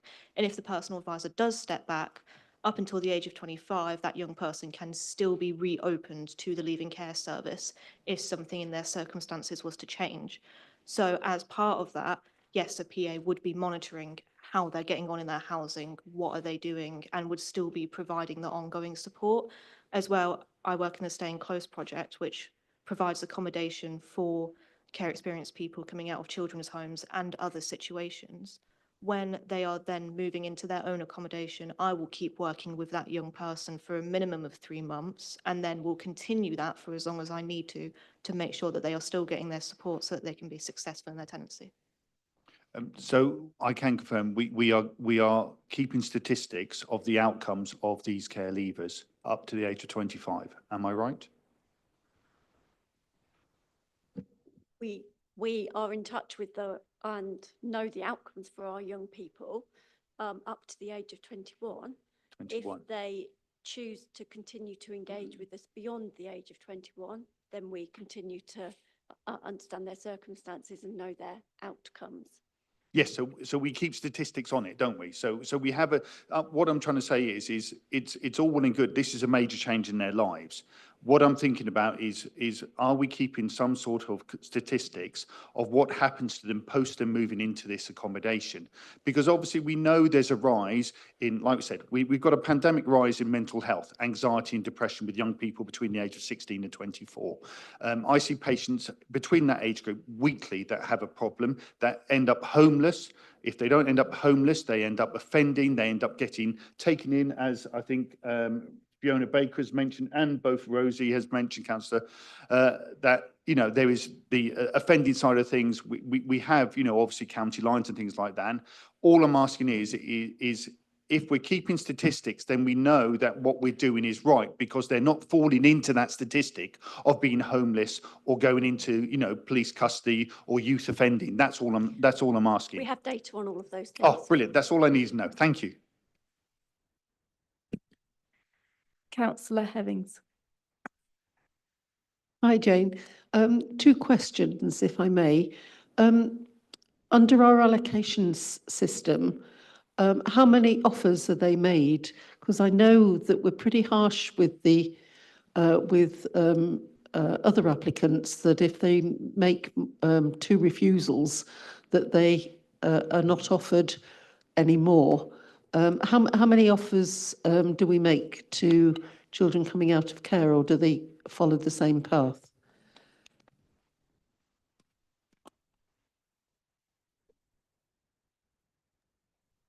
Sorry, lost my mute button for a minute. Rosie, I actually don't know the answer to that. I think they follow the same path, but I really need to check that. What I do know is that we try not to get offers refused, if that makes sense, because we're trying to work with them to understand the type of properties before they're bidding on anything. But I will need to check that with the team, and I'll get back to you if that's okay. I'll share it with the whole of Scrutiny. just to make sure I've got the correct information. Okay, thank you. And my follow-up question was young people who are lucky enough to be going to college or university and are housed within that college or university, do we have arrangements both with those institutions within Northampton and those further afield that they can stay on in their accommodation through the holidays?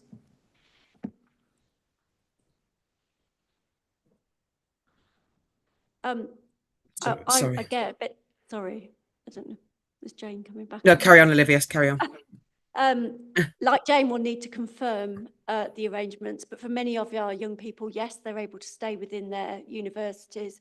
It will be specific to universities, but we always support them with accommodation if they're not able to stay at university during the holidays. So there will be a range of young people that can, there'll be some that can't. Where they can't, they're supported with other alternative arrangements. They're not just left. What sort of alternatives? We will find accommodation for them to be staying in. So we have a range of accommodation options within the Children's Trust, such as supported accommodation.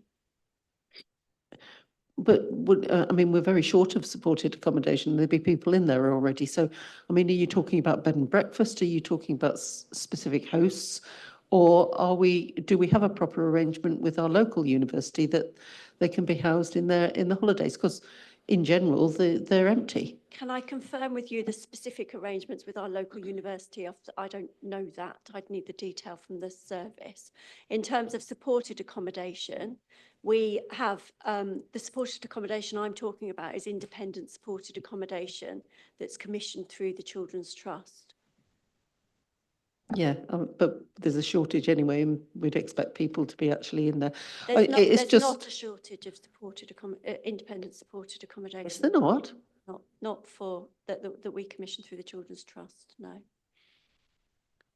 That's interesting, because that seems to not be what Jane is saying in terms of the shortage of accommodation. I think we're talking different things.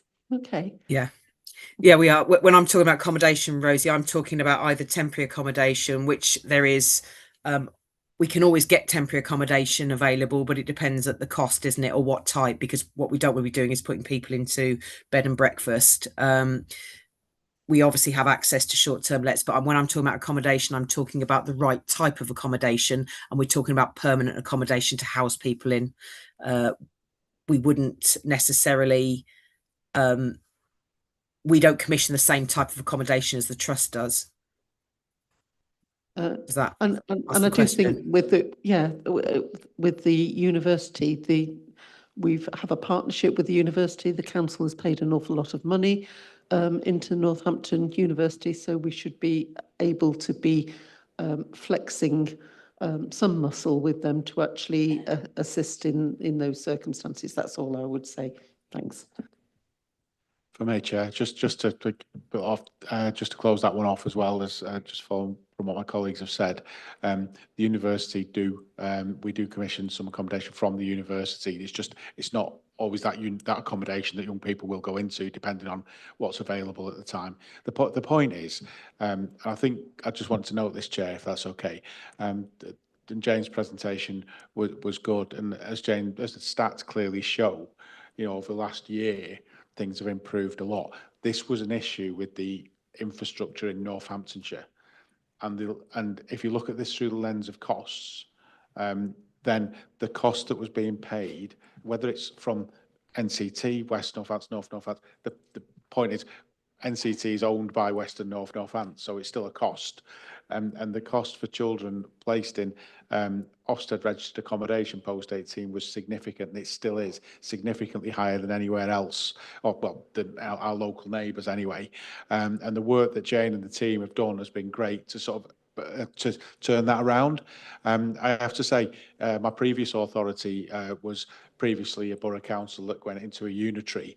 Some of the child was housing previously sitting in districts and borough councils, and children's services sitting in county councils. Sometimes the alignment isn't quite what it needs to be, and that isn't a blame statement. That's just the context of how everyone was operating. But because Northamptonshire was how it was a lot worse, I have to say. But it's this type of conversation, discussion that can help. And there's some really good, I have to say, for the first time, since being here, the last 12 months have really shown the start of those green shoots to get things into a better place. But we just got to be clear, it is a journey from a very, very, very low starting point.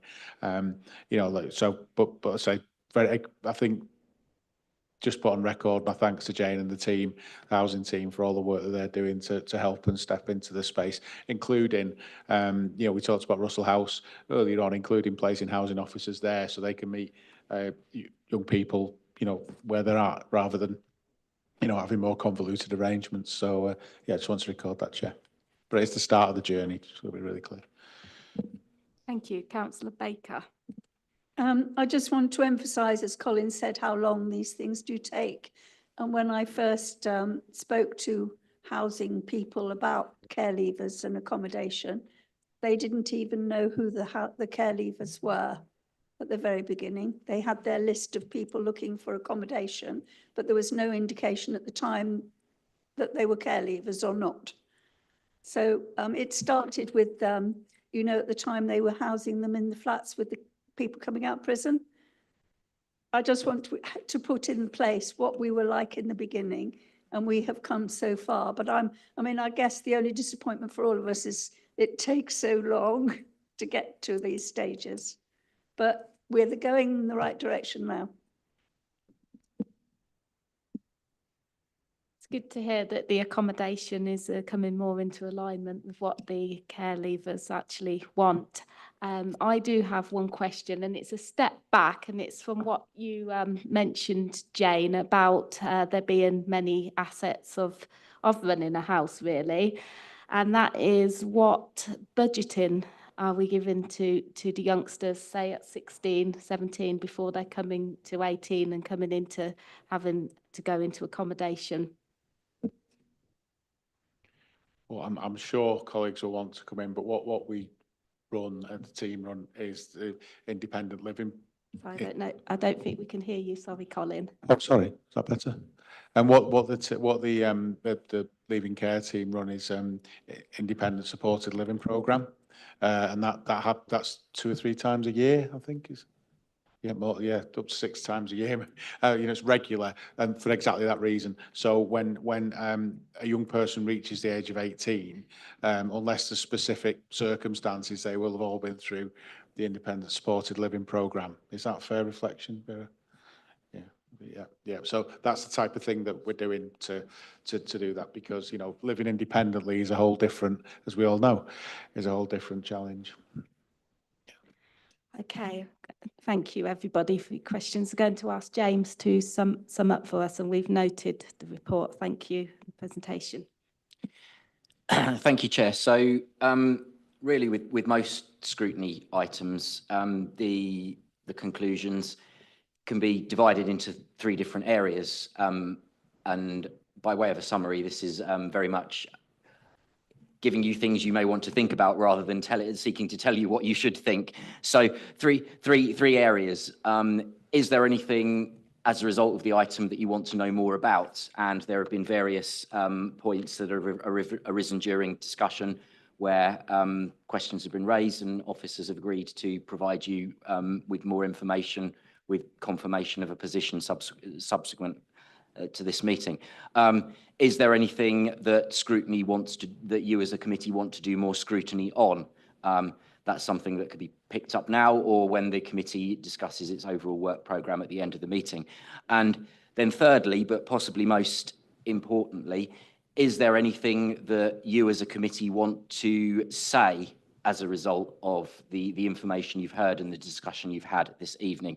Are there any recommendations you want to make? Are there any conclusions you want to draw, reflecting scrutiny's role of providing constructive challenge, looking at issues facing the district, looking at the way services are operating, and I think crucially, not just saying if you have concerns about something, if you think you've identified a risk that needs to be addressed, But also, if you're happy with what you've heard, if you think something's going well, scrutiny can be seen as a negative process. It's just as valid an outcome for scrutiny for you to say, if that's the case, we're happy with what we heard. We're satisfied that things are being done in the right way, risks are being addressed, to make a positive recommendation along those lines. So really, as with most scrutiny items, there's an opportunity for scrutiny for you as a committee, as a scrutiny committee, to reach any conclusions in those 3 different areas that you wish to do so. Do we have any comments there? Yeah, could I make a comment? Oh, sorry, go. Yes, thank you for that, James. I think it will be quite good to have some more scrutiny on the housing, so on the item on housing, especially looking at some of that accommodation for care leavers. I think there were quite a few questions that weren't left answered. So I think I'd like to see some more scrutiny on that in the future. And could we also have a copy of the slides so that we can look at them in detail? Because I think obviously they weren't shared ahead of the meetings, that meant we couldn't scrutinize those properly. So that would be really helpful. Thank you. Okay, through the chair, what I want to do is first of all congratulate Vera on her resilience and determination, and getting to where you are now. And I'm sure that you're going to go to other places as well. So well done. And I think we should perhaps just give her a little acknowledgement of that. So thank you, Vera. Okay. I'm particularly interested in the NEAT area and how we can, I know we're doing better than national and regional kind of averages and so on. But I think we could do even more. And I'm particularly interested in the area of that personalized mentoring and coaching with individuals to enable them to become EAT. So I'd be really keen to explore that a bit more, because I think that is about being kind of creative and thinking beyond the standard kind of approach. So I'd really be interested in exploring that a bit more. Mr. Herrings.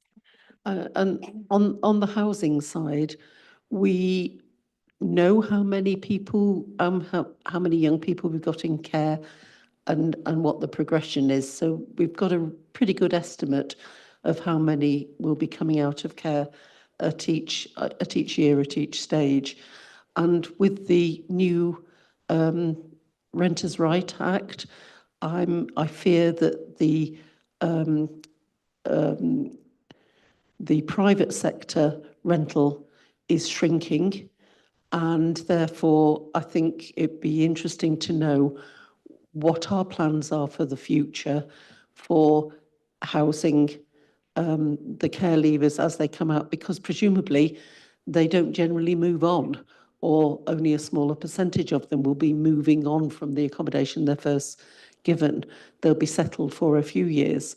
So I think to have some figures as to what housing we've got, what our need is going forward, and how we're planning for that would be very interesting. Thank you.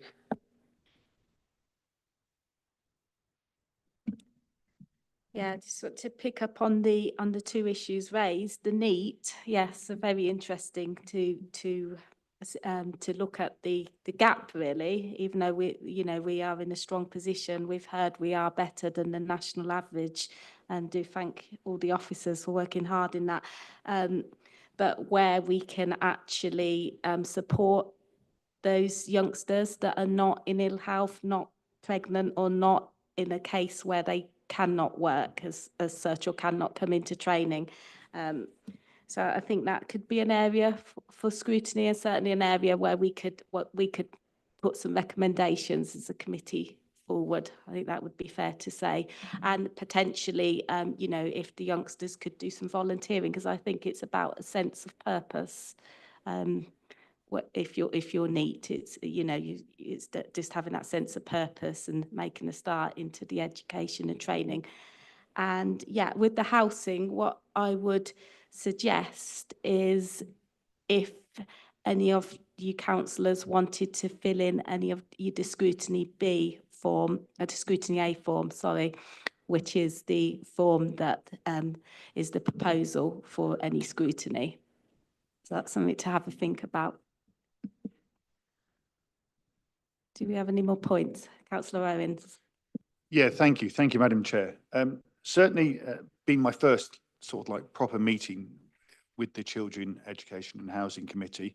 It's been very promising what I've heard from everybody who's spoken this evening.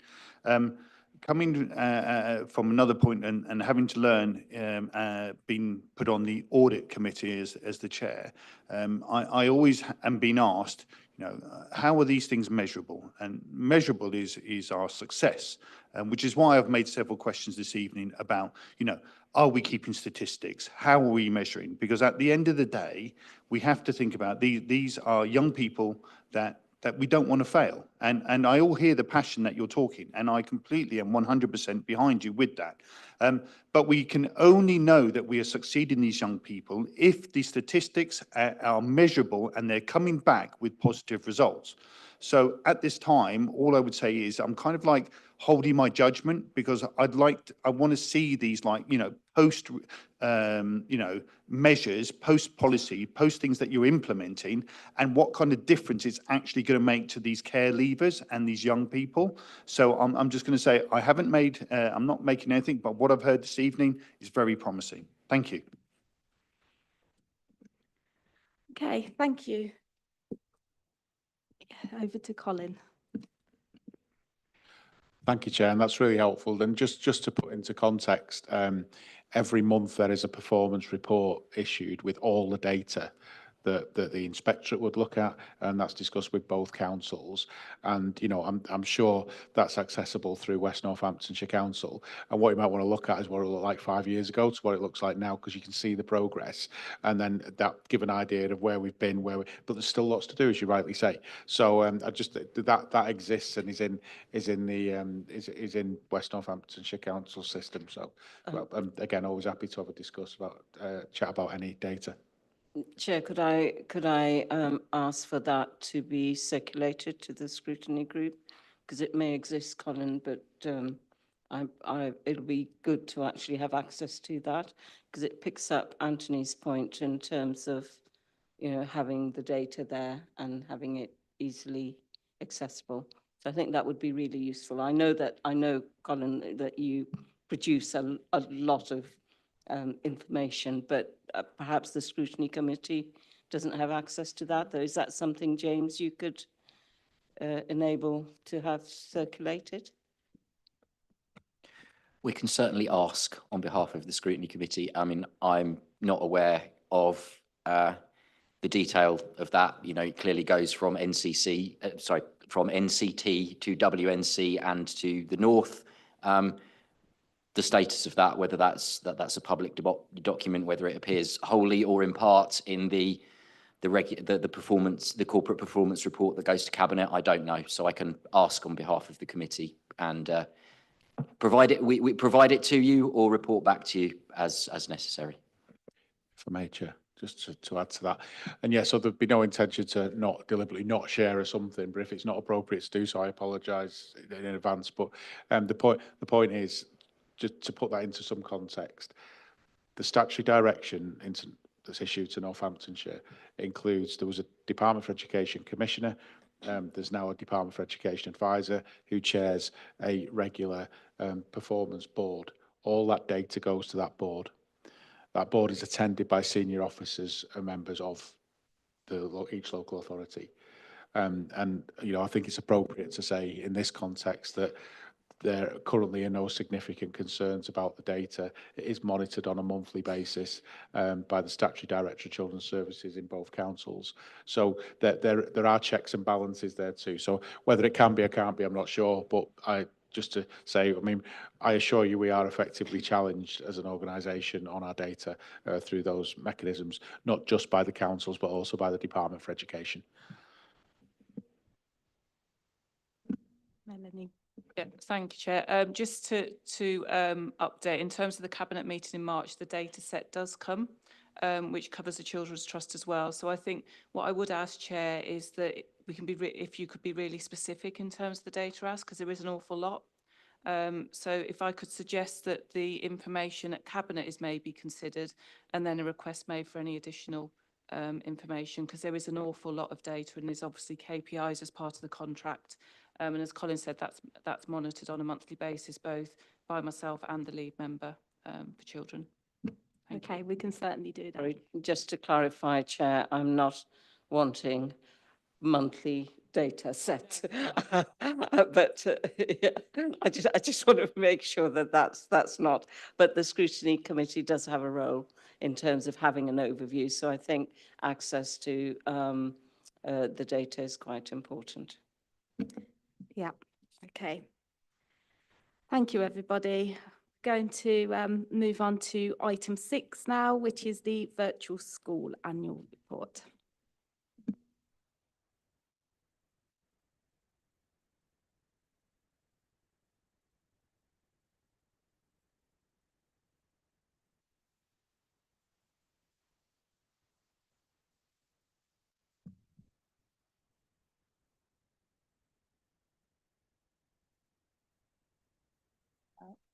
It's always difficult to remember names. Thank you, Chair. Hi, my name's Charlotte Franks. I am the virtual school head for West Northamptonshire Council and North Northamptonshire Council. We are a jointly run service. I thought I'd give you a bit of a brief overview as to what the service is. You'll obviously have our annual report as part of your pack, and then you can ask any questions in relation to that. So the virtual school is not a physical school. It is by name quite confusing, particularly as we've entered a new era of online learning. It's not learning for children. It is a advocacy service to ensure that children in care are supported in their educational journey by my team. So our role is around promoting their achievement, ensuring that they've got access to education, and supporting schools and professionals to make good decisions around children in care's education. We work really closely with our colleagues in social care. We work closely with our colleagues in education services within the councils and within other local authorities over the country, and with our education settings to ensure that they understand the needs of our children and that they're best planning for those needs and putting in the appropriate interventions and support in order to help our young people to thrive. So it matters because education is a really important protective factor for children. And there's been quite a lot of conversation at the moment during this meeting around NEET and the mitigation that can be put in place for NEET.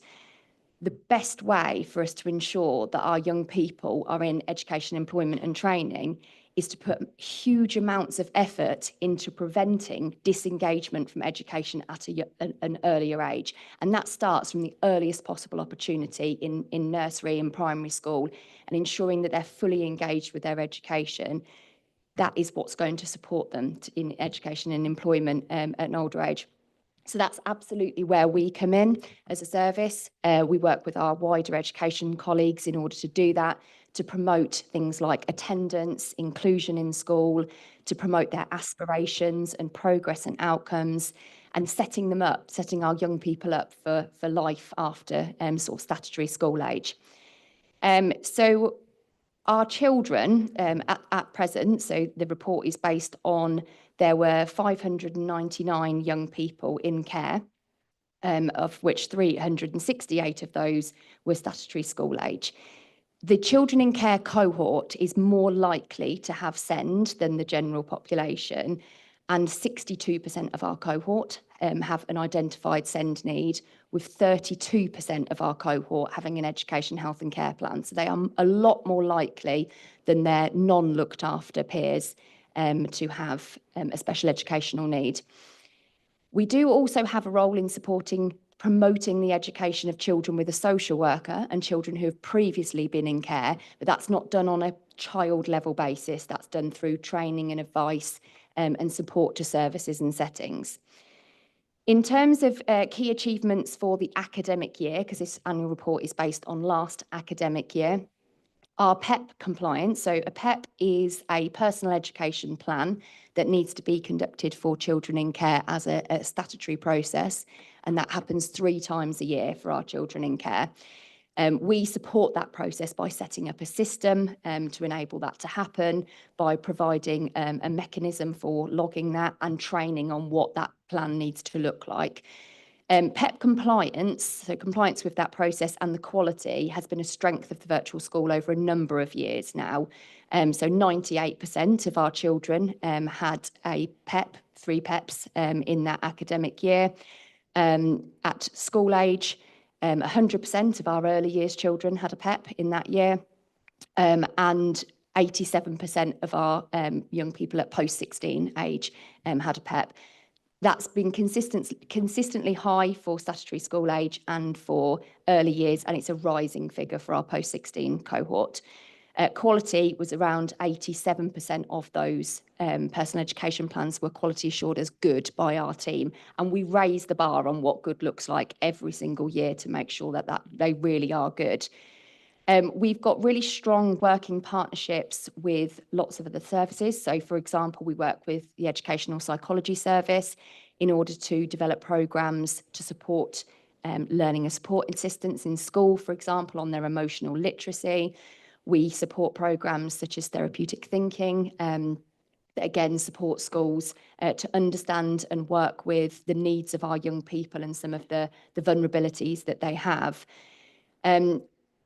We have remained as a really stable service despite a complex and changing environment. And I know that sounds like a really unusual thing to kind of say is an achievement, but with the disaggregation of the councils and with the creation of the trust and with COVID and lots of things changing nationally, we've kind of managed to stay really sort of solid as a team and supportive to our young people. We're doing lots of innovation in our exploring around our use of AI and things like better mechanisms to report and analyse the data of our young people and build predictive tools for what success could look like. So that's again a growing area that we're working on, and we've got a good offer in place to support our schools with our young people who are struggling because of a result of the trauma or that they might have faced. We have got challenges and areas for development, as with any service, and challenges not just kind of for our service, but collectively for us as a whole. One of those is around attendance, so ensuring that attendance continues to be prioritised. Attendance hasn't yet recovered from COVID. So attendance was good pre-COVID. It hasn't yet recovered. We are seeing some glimmers of hope this academic year that may begin to improve, but it has been on a downward trajectory. The other areas are around sort of suspension and that engagement model, so ensuring our children are in school and that they're not suspended or excluded out from school, again, remains a sort of key area of development for us, and ensuring that children are not placed on part-time timetables, etc. So they're in school full-time and fully engaged remains a priority area. And increasing strategic oversight for our young people who have got a social worker but are not in care. So in short, we've set up a board, for example, a management group to look at that particular cohort and to ensure that their data is feeding through into other education services. We're expanding our training, so constantly expanding our training offer, not only to school settings, but to other educational services as well. And we are also running a project this year where we're looking at our early years cohort and supporting with their speech and language at an earlier stage, so completing assessments and looking at how we can support them with that at the earliest possible opportunity. Obviously, with a children in care cohort, the cohort changes on a daily basis. So in terms of when we monitor our outcomes for this cohort, you'll see sort of reference to in the annual report our OC2 cohort, which refers to the young people that have been in care for a year at least when their outcomes are measured. And that's a national measure. It's like an outcome control group. And that's the sort of the national measure that we use, particularly in our sort of earlier years. That is a constantly changing cohort. Percentages kind of have to be taken a little bit lightly because there's such small numbers in particular sections. So sometimes we don't, the percentages can really fluctuate year on year if we've got such small numbers. But obviously there are lots of areas that we're continuing to work on.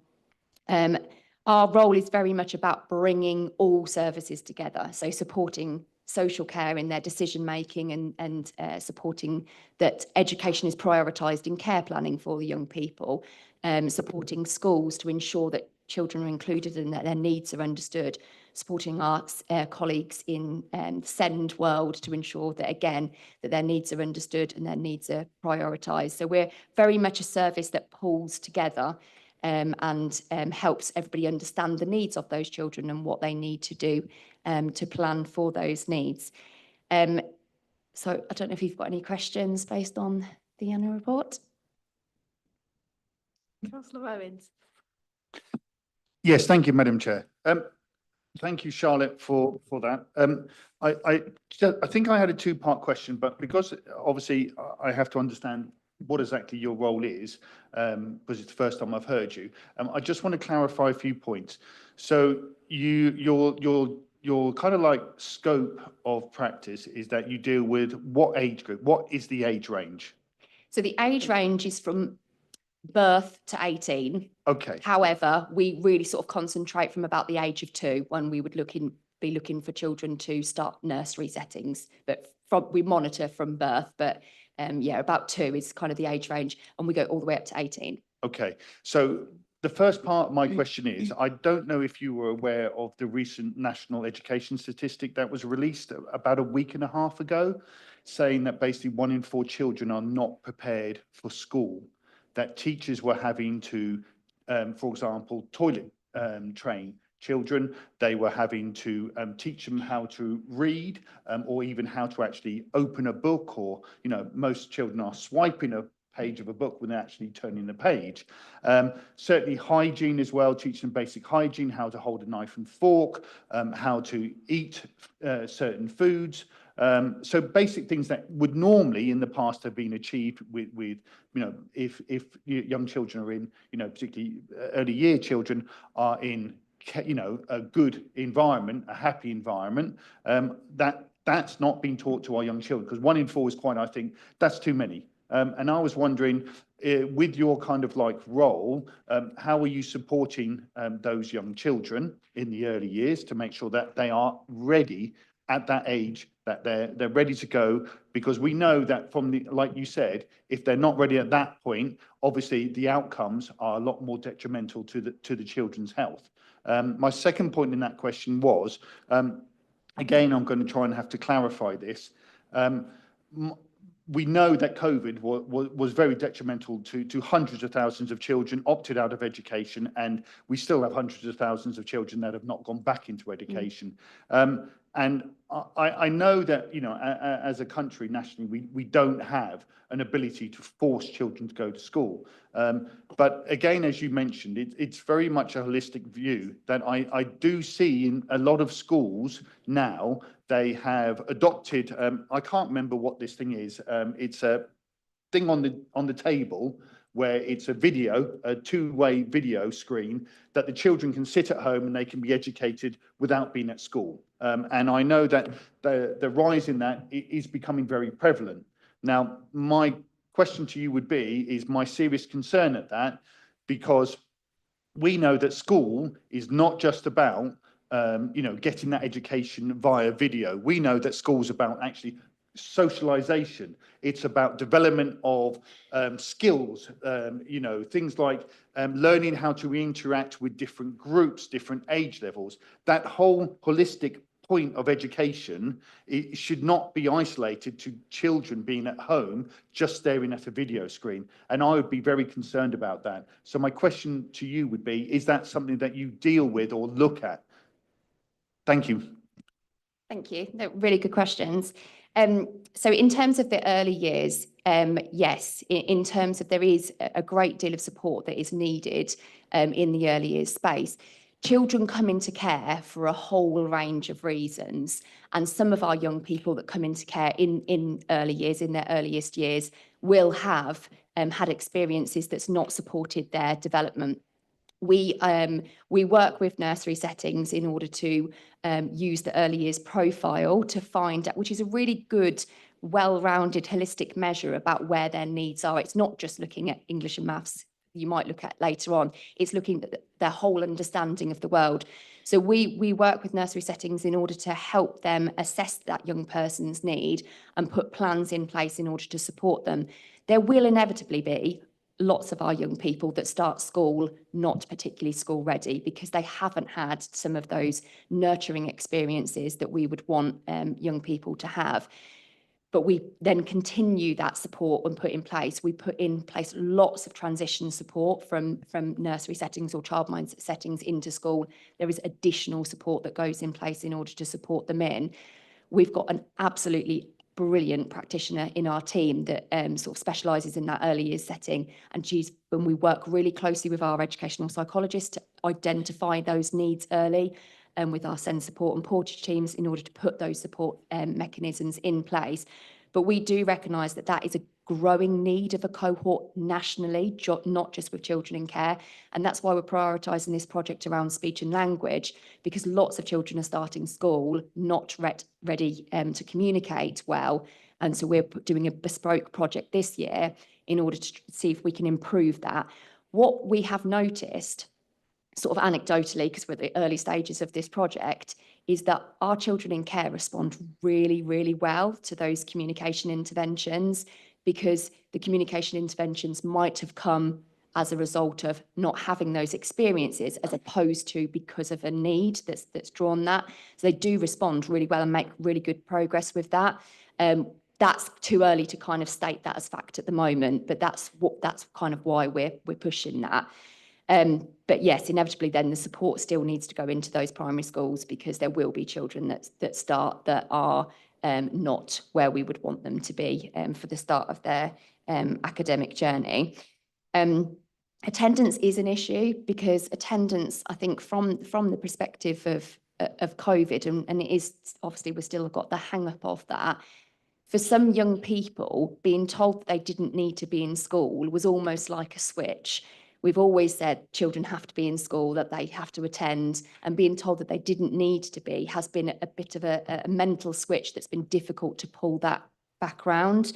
Attendance is absolutely prioritised within our services, within services in the council and across the Children's Trust, and we're constantly talking about attendance to the point where we would disencourage anything that brings children out of school for any reason other than for an educational reason. So we wouldn't promote anything like coming out to go and do something over here. It's always no, children need to be in school. We have got a very small number from our cohort of young people that are not in education of statutory school age, and we have a much higher degree of sort of oversight of that cohort. So they have a dedicated officer, for example, who supports young people who are not on a school roll. We have masses of oversight for any young person that is on a reduced timetable, for example. So we offer a higher degree of oversight to those young people. We're constantly sending out attendance reports to our colleagues in the Trust, our colleagues in other education services, and details on children where they're not accessing that full-time education. We expect that to be discussed in their personal education plan meetings. And if it's not, we would pull that up in our quality assurance and say, you've said attendance is a problem. Why is there not an action? Why are you not using your pupil premium to support that? So it is a big priority. And we are starting to see a bit of a glimmer of hope that this year attendance may be better than it has been last year, which will be the first time that it's improved in the last couple of years. So I think towards the end of this year, we'll know whether or not that's had some success, but sort of we're hopeful that it may.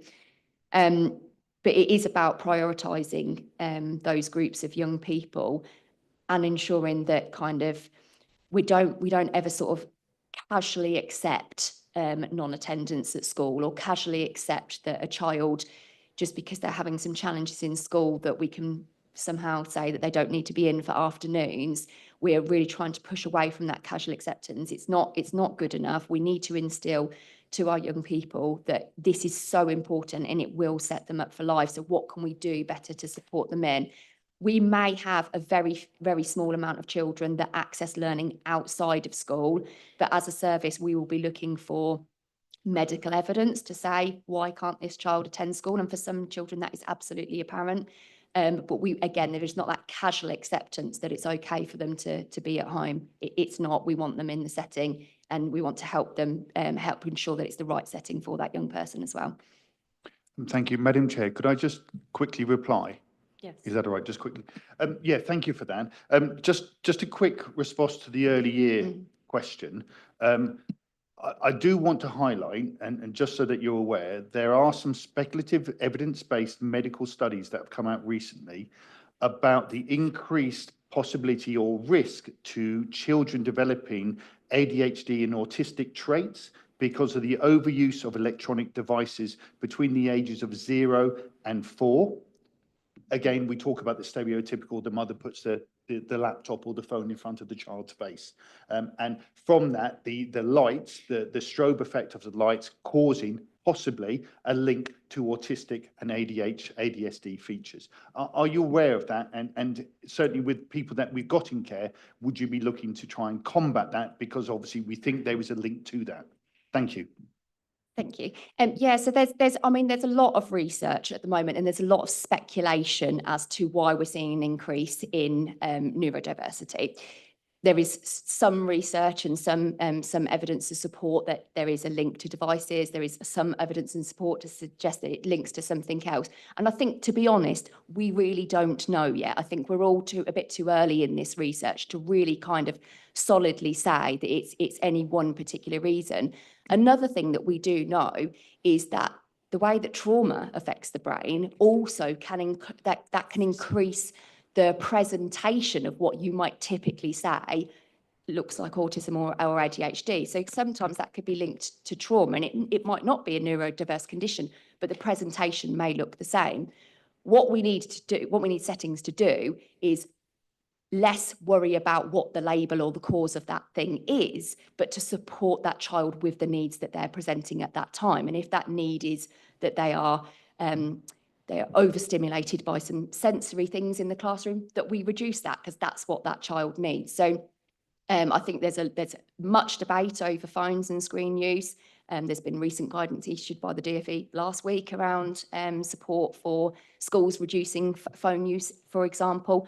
But I do think we're too early to kind of really sort of stamp in on any one of those policies yet, because we're not quite at the stage where we fully understand that research. But it is just about supporting the presenting need, whatever the cause of that need was, and whatever the diagnosis of that need is as well. Oh, sorry. I was telling everybody to put their mic on and not putting mine on. I'm sorry. I do want to come to Councillor Aldridge, but I do have a question that links to that, and it is about behaviour, really, in SEND children, obviously, that maybe cannot concentrate for various factors, and also in children that are affected, as you've just said, Charlotte, by trauma. What measures are in place, or what can the virtual school do to support the children, the children in care, children in the schools, in their behaviour, the support of the behaviour? Yeah, so we're very much an inclusion-based service. This is what we're working with all of the time, and we're supporting young people where the settings may find some of the behaviours of that child challenging for that setting. We work with the setting to kind of best understand those. We will suggest further assessments if that is appropriate for the child. We also have a practitioner in our service, a lead practitioner for social, emotional and mental health and wellbeing. Her role is not just with children in care, but with children who have had a social worker or previously looked after children. Her role is to go into schools to talk with the parent, the social worker, the carer, the child themselves, to kind of understand where some of the conflict lies or where some of the concerns lie, to provide observations of that young person, and then to put in place either training or support or a plan in order to support that. What she is doing is completely rooted in trauma. So understanding of what trauma can look like, what the presenting needs of that are, and strategies that can be put in place in order to create a sense of safety for that young person in their setting, so they can feel safe enough to be settled and to learn.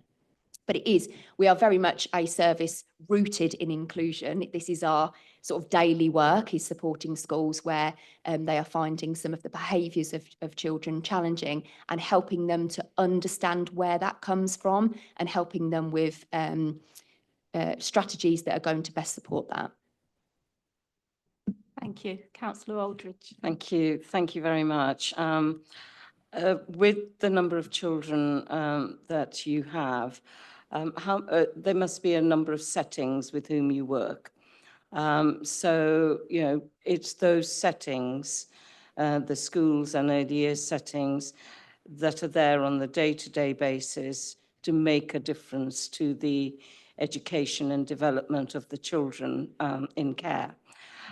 So one of the, I think it's more than advocacy, you use the term advocacy, I think it's really a critical role to enable those settings to deliver the best possible opportunities and learning opportunities for children in care through support and challenge from yourselves.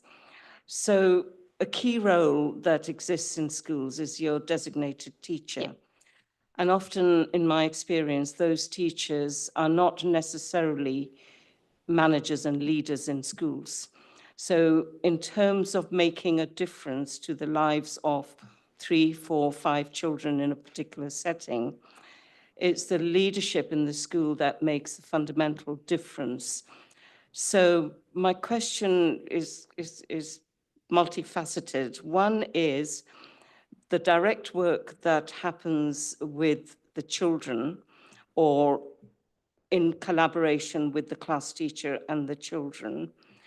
The second one is the role of the designated teacher within schools, how you enable the skills, the confidence, and the ability of those teachers to make a difference across the school with however many children looked after they may be in that school or setting. And then thirdly, the leaders in schools taking responsibility and accountability for the outcomes, because I look at the data and the outcomes are quite variable, you know, and compared to the national averages, or in relation to subjects, or in relation to key stages, there are variabilities there.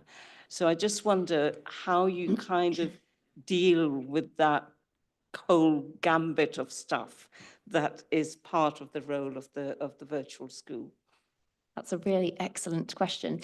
So there's kind of different layers to that. The first thing to note is we probably work with about 350 different settings. So whilst we're reporting on the children who are in care to West Northants, about 50% of those live in West Northants, about 25% live in North Northants, and another 25% live anywhere else across the country. So we are working with a huge number of settings, both within our area, in our span of control, if you like, and outside of our area, and definitely not in our span of control. We support designated teachers through training and termly network meetings. We support them to understand what their role is and what that looks like. And we support them to understand and take back challenge in their own schools, in that statutory guidance says that designated teachers need to have appropriate seniority within an education setting in order to make decisions around these. So we try to empower designated teachers to feel that they can go back and ask for that input into the senior leadership team within the school. And some schools absolutely do that, and other schools not quite so much. We also provide training to our head teachers. So we go along occasionally to head teacher forums and network meetings and provide them with training. And we also train governors. So I'm delivering training at a governors West and North Northampton joint governors seminar next week to talk to them about what should they be looking for in terms of data and how should they be challenging. We occasionally do training towards trusts and various other things. So we're not just sort of targeting kind of one space, we're targeting sort of multiple different levels in terms of the sort of training that we would do. But yes, it is difficult to ensure that the outcomes of a cohort of young people that's not the same cohort every year and that's not in the same place or in the same settings every year are best promoted and able to achieve.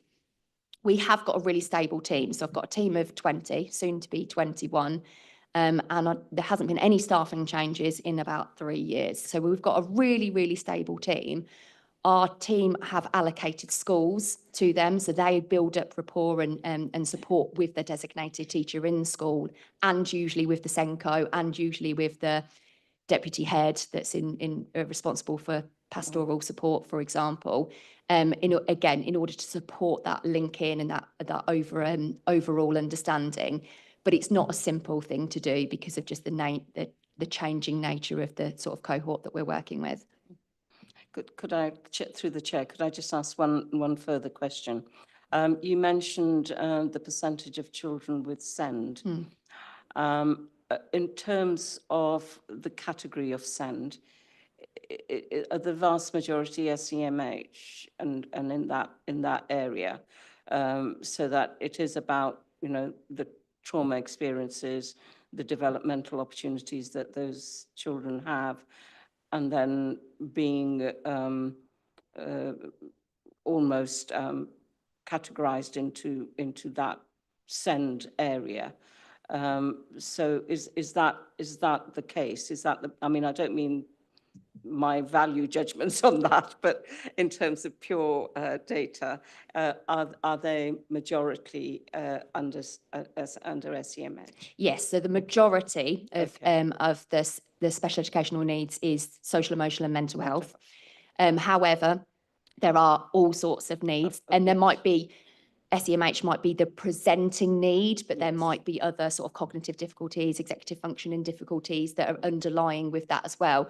But we also have children who are with our Children with Disabilities team, for example, who are in care due to the nature of the amount of respite and support that they have, that they might have varying other needs as well. But yes, in terms of what is the leading need, yes, that is SEMH. Thank you. Thank you, Chair. Councillor Baker and then Councillor Chahan. Thank you. I just wanted to ask you about exclusions, because I know at one time we were very good with not having too many exclusions, and a lot of our schools worked tirelessly to make sure that our children in care actually stayed in school, because they are exceedingly vulnerable young people. So the last thing we want them to be is out in the world doing their own thing. So what is the change? I sense from what you're saying there's a kind of change in what that used to look like and what it is now. There is, and what has not helped with that change was a change in statutory guidance. So what statutory guidance used to say pretty much is you can't permanently exclude a child in care, and statutory guidance doesn't say that now. So we did see a shift when that statutory guidance was introduced, and we have had some permanent exclusions of children in care since that. So that was probably about 5 years ago, something like that. So there has been a bit of a shift. What happens with children in care is we tend to mirror what is the national picture, but with a bit more. So the national picture is suspensions arising, exclusions arising. That happens almost not quite twofold, but that happens more so with children in care because they are more vulnerable and more likely to be suspended or excluded than their non-looked after peers. So there is a national picture of change, but there is a specific thing around statutory guidance that's come into change. There are obviously some glimmers of hope in that. in terms of the change in Ofsted framework, when they're inspecting schools and looking at inclusion, that may support movement the other way. But yeah, there has been a couple of changes that's made that a difficult process to manage. I know that schools think exclusion is a punishment, and every child I've spoken to think it's a holiday. I don't feel it's a punishment at all. Thank you.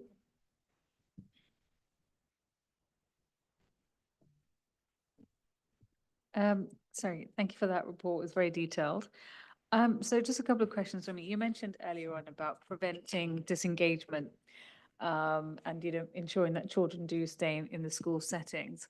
But how are you able to prevent that student isolation where children can't be in the school setting? For example, having that peer-to-peer kind of interaction and student motivation as well. Staying within that learning environment, actually being engaged and doing, because there's only so much you can do if you're a child that's totally disengaged and doesn't want to, be involved. And the other thing, the question was around educational psychologists.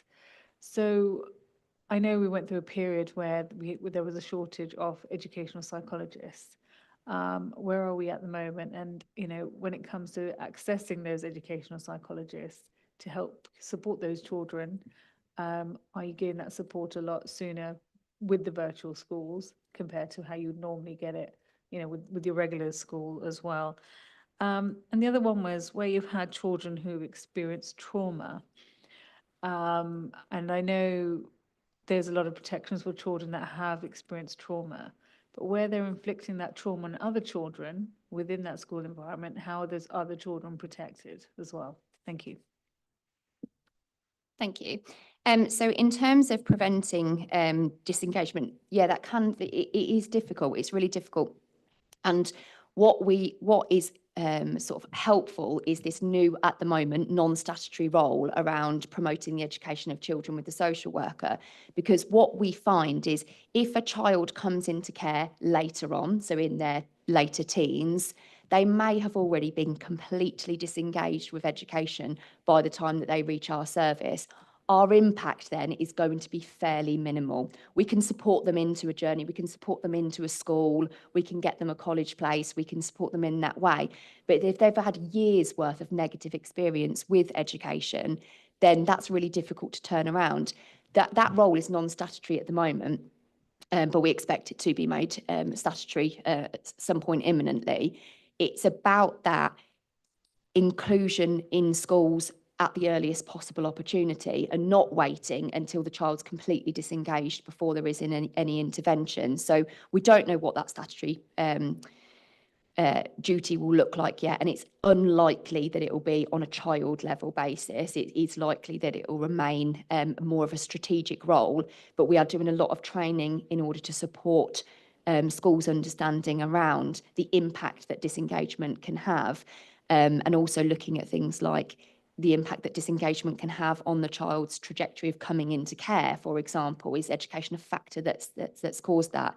So there's a bit of work in that place. But yeah, it is inevitably really difficult once that child is engaged, and we might be able to get them into their next place, but it might be years later before they feel ready to sort of embark back on a journey of learning because of their feelings of self-worth or how that education setting has made them feel. In terms of trauma, absolutely. Whilst we are going in and supporting our settings to understand what our young people are experiencing and what their presenting needs look like and how we can best support them, we're not going in and saying that it's okay that that's inflicted on anybody else. We absolutely understand that there are procedures both locally within schools, but national guidance that empowers schools to be able to put in appropriate sanctions when there are factors that come into play.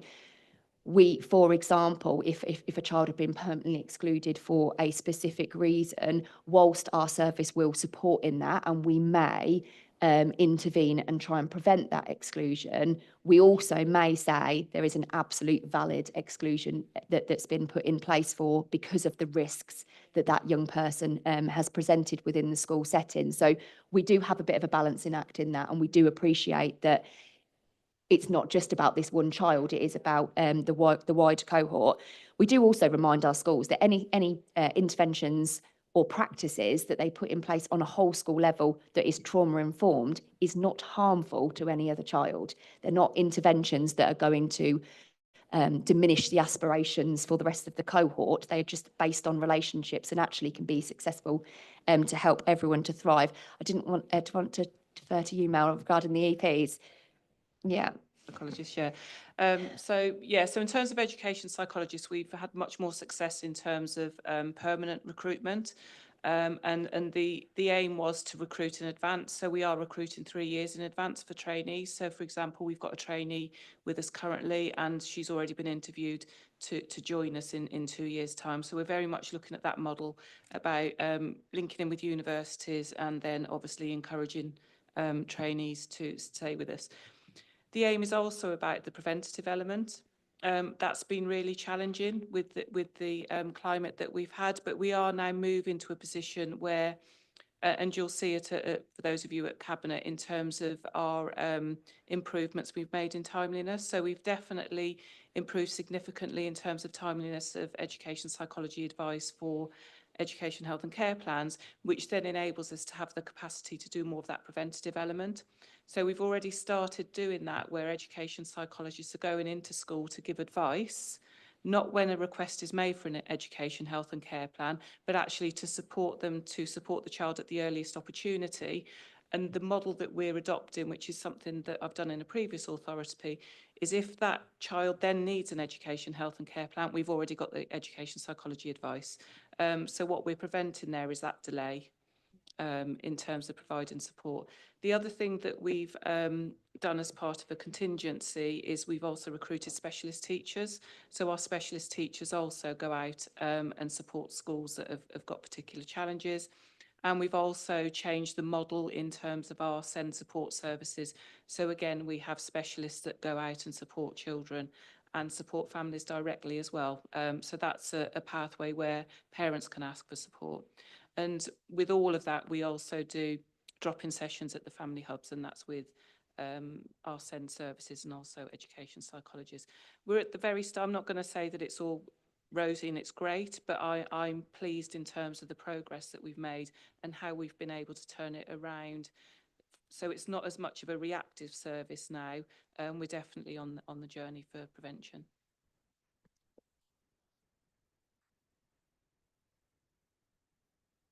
Do we have any more questions? No. Well, thank you, Charlotte. Thank you for your presentation and for your team's hard work. And thank you for all the input. Could I ask you to sum up for us, please, Jane? Thank you, Chair. It's really, if the committee as a whole wishes to say anything, whether that's identifying areas of any areas of concern or any areas it wants to endorse, support, or if nothing else, simply to note the report. I think. Could I say? Oh, sorry, Fiona. I think Charlotte's given us a really good overview of the work that they're doing with the children that are of concern. They obviously know all their children. They're supporting them to the best of their ability. I think it's probably just good if we have her back again in the future to just check that progress is still going forward as it is at the moment. Yes.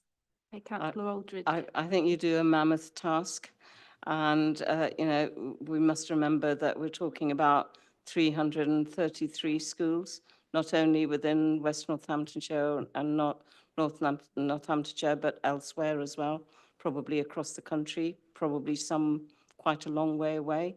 So it's a massive task, and I think it would be good to have you back, as Fiona suggested, to get an update at a later point. We can certainly do that, and we look forward to having that update.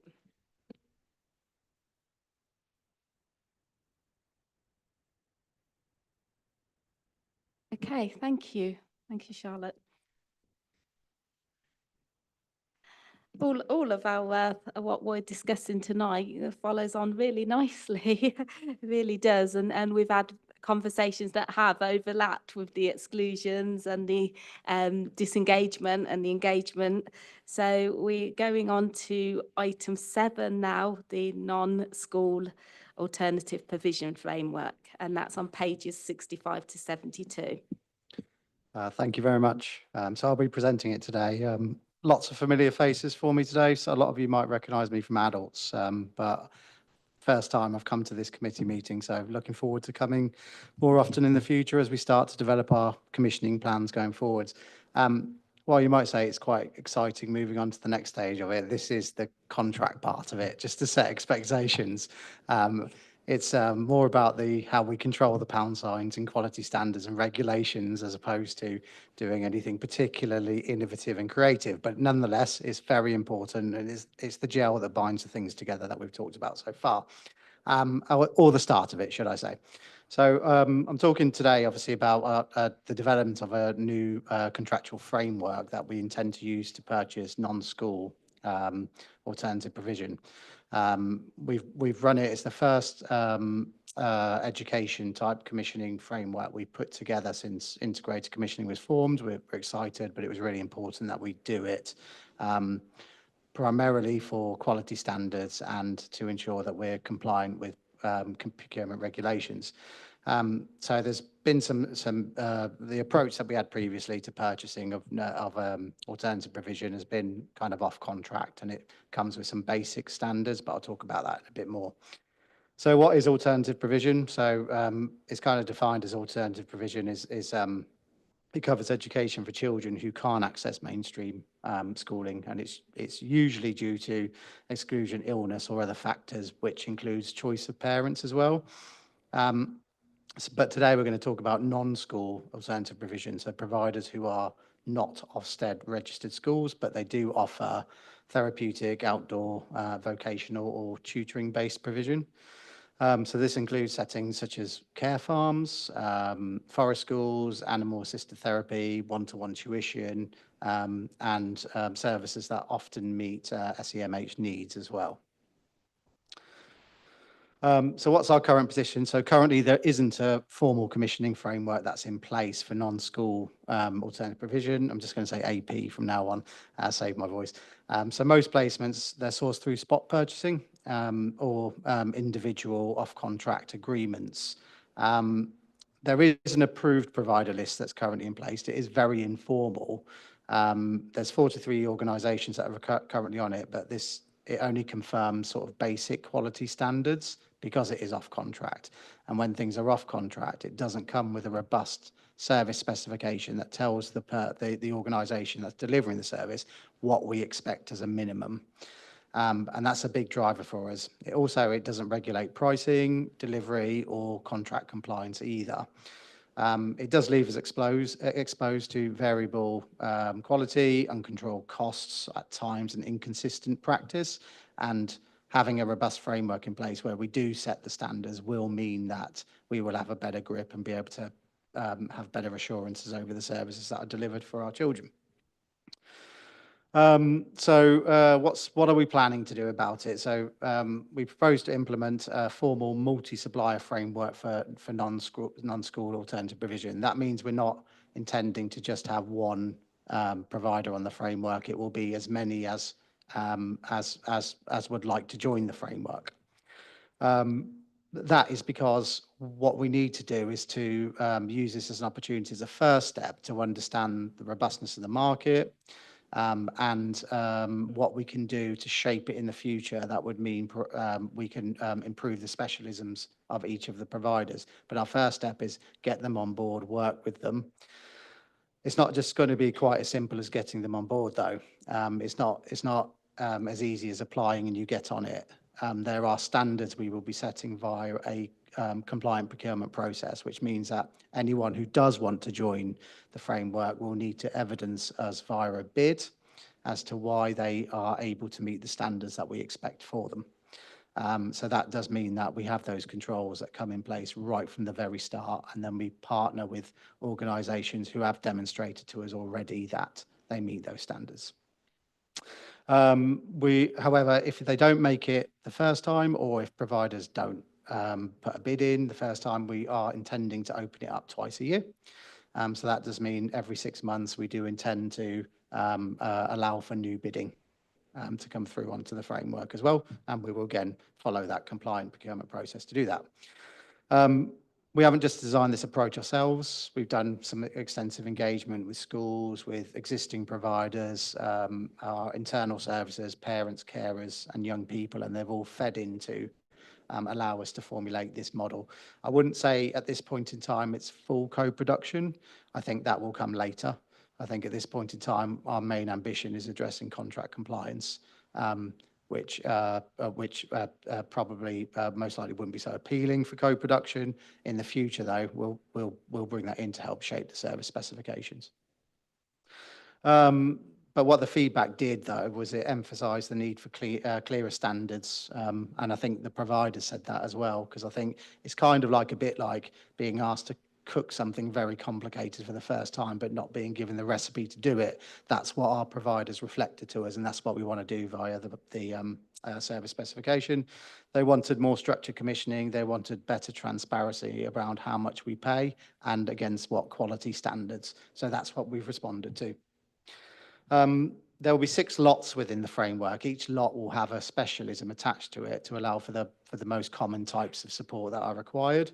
So those 6 lots will be broken down according to a tutoring lot, which will be one-to-one or small group education, SEMH, so that will be therapeutic and behaviour focused provision as well. Vocational, so practical skills, trades and work-related learning, re-engagement, so short-term programs to rebuild confidence and attendance, specialists for post-16 as well, for young people transitioning out of statutory schooling, and specialists, so highly tailored or niche provision for complex needs. So why do we have different lots? So the idea behind different lots is that we set different service specifications, because what we expect from the organisations delivering that service is different.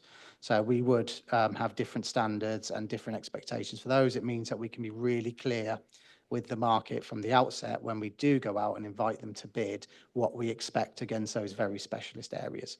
That means that when the provider or an organisation does bid, what we will do then is they will bid against a lot, not against the framework as a whole. And that will mean we will start to develop those specialisms within the market, dependent on what the demand data will show us later down the line. So there's some current risk with the way we currently operate. And I know Councillor Baker, you want to come in now, but do you want me to finish and then come in? You sure? Yeah, no, not to worry. You're in my line of sight, you see, so yeah. So at the moment, as I've said, it's non-compliant procurement. We have increasing or inconsistent provider pricing, which we need to address. There's variations in quality, in the quality being delivered. There's risks around providers currently not willing to work with us, which we're hoping to do via a better spec, and that demand may rise. And if we don't have that understanding of how we need to shape that market, there is always a risk that we won't have the capacity to meet demand. So the mitigations is obviously putting a formal framework that ensures procurement compliance. That's the easy one. We will put in annual fee controls, will help us manage spending. That's based upon likely to be based upon averages of what we pay now as our first starting point. But as we move through that, we'll start to do the detailed cost of support work to really understand the breakdown and how much that support costs. Quality insurance will be significantly strengthened, and I think if I was going to give you any selling point, this would be what it is. So with that specification setting out what we expect, it means we start to get contractual controls. So we would be able to monitor and visit and assure ourselves of the service against that specification regularly. And if there are instances when things aren't going so well, we don't solely have to rely on safeguarding in order to address those. We can rely on the contract in place, which will obviously have the escalations and et cetera built into it. I think the main part is we set the quality standards for the market, which is something that has been missing, and that is something that we'll address so that they will know, the providers will know what they expect of us, and they'll start to be able to adapt their business models to reflect what we want from them. We will start to have partners, so partner AP providers as well, and we'll arrange an approach where we have ongoing provider development and engagement with them to continue to sort of develop that model as needs change.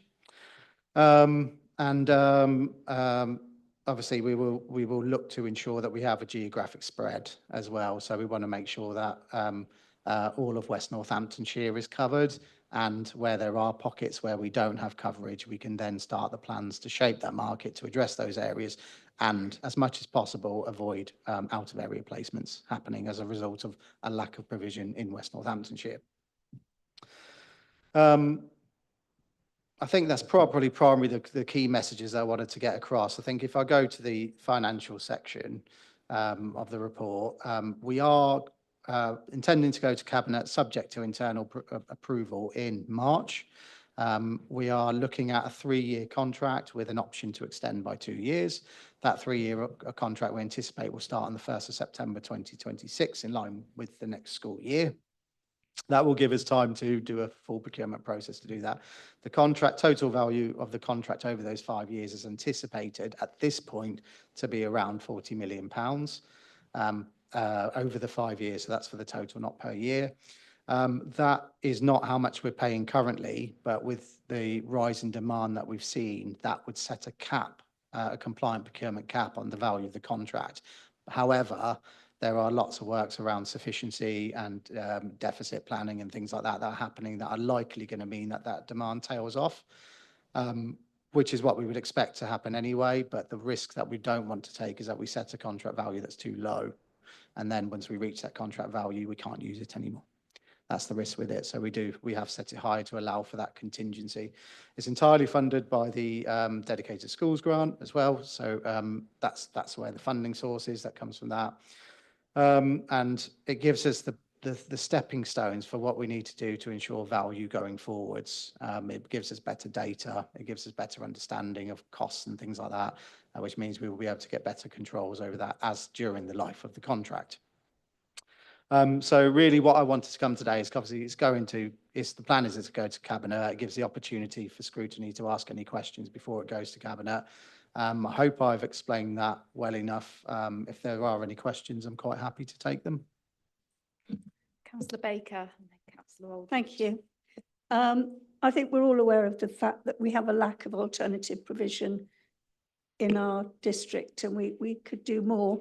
Can you just explain whether those that are in this programme, or whatever you call it, this contract, will be the only offer that we have for children?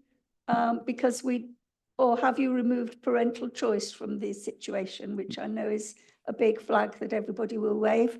And also we do know, as Mel and I do know, because we've recently had a case where we've got something that is not on any of those frameworks, but a child has been improved and happy there with anxiety.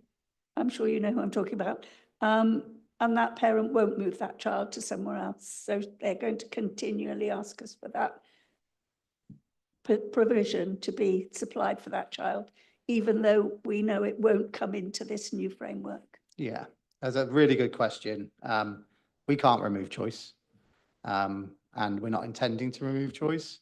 What we want to do is use this framework as a starting point to develop organisations that do want to partner with us against this framework, so that parents do want to choose one of the ones we provided. In the circumstances where they don't, it's not our intention to stop them from doing that, but we would talk to them about the offer that we've built and whether and how that could meet a child's needs. If the parent still chooses to do another one, they still have that avenue to go down that road. So we're not intending to stop that at all. It will just start to help us to reshape that. And then what we can do is annually we would look at where has our framework not met the needs of children, and how do we need to then develop that further so that we can make those improvements in line with what you've said. Yeah. Sorry, can I just ask on the back of that question, who decides on which of these lots? Obviously, you've talked about the parental choice. But in a case, for instance, where you had a parent or guardian and a child that didn't know where they fitted. So that would be done. Well, I think I'm probably going to let Mel answer that question. Yeah. So the crux of this is that as a local authority, we have to discharge our duties to provide education. So although we're saying we're not taking away parental choice, that doesn't mean that every parent has the right to choose where they want their child to go, because it's also got to be around quality, it's got to be around safeguarding, it's got to be around value for money and outcomes.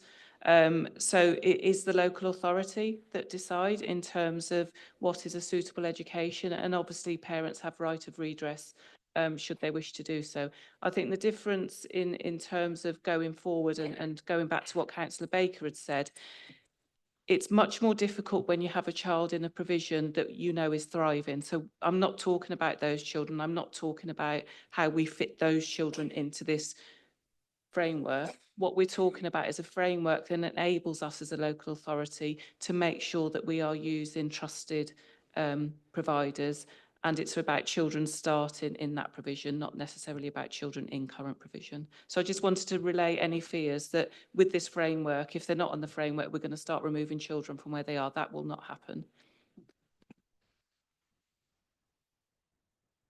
Councillor Aldridge, then Councillor Chatham. I'm really pleased that this sort of framework is being developed, because it's absolutely critical in terms of quality assurance, because you can have a whole variety of providers out there, and they may be contractual or informal contractual arrangements or ad hoc contractual arrangements. And I think it's really, really critical to get that very tight quality assurance and regular accountability from the providers.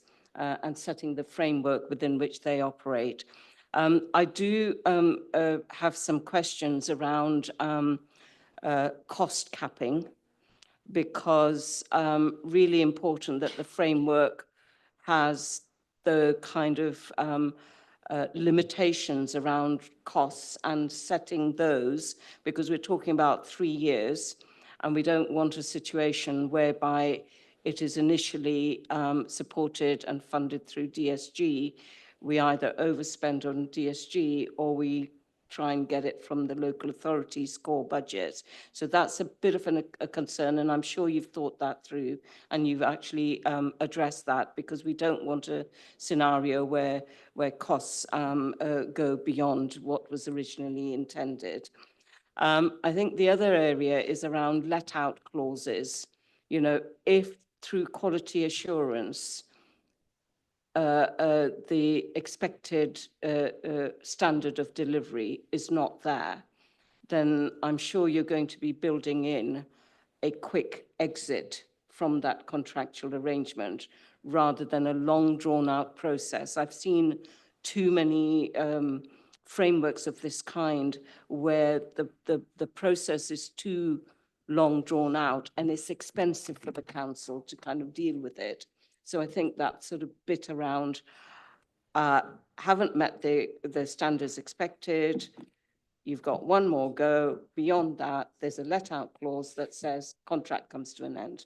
So I think that's really important. I think the other area that I was looking at was the opportunities for vocational opportunities, because you know, if we think about the direction of travel in terms of what is needed in the future from people, you know, working people, there are a whole range of vocational opportunities that are so critical in terms of getting that right. And that needs to be an extensive range that covers both boys and girls, to make sure that that's in there. So I'm sure you've got a sense of, you know, what are the areas that schools are fed back on, where alternative provision is required, and making sure that those elements are built into this framework. But I'm really pleased to see this, because without this, it's too loose and leaves the local authority vulnerable, actually.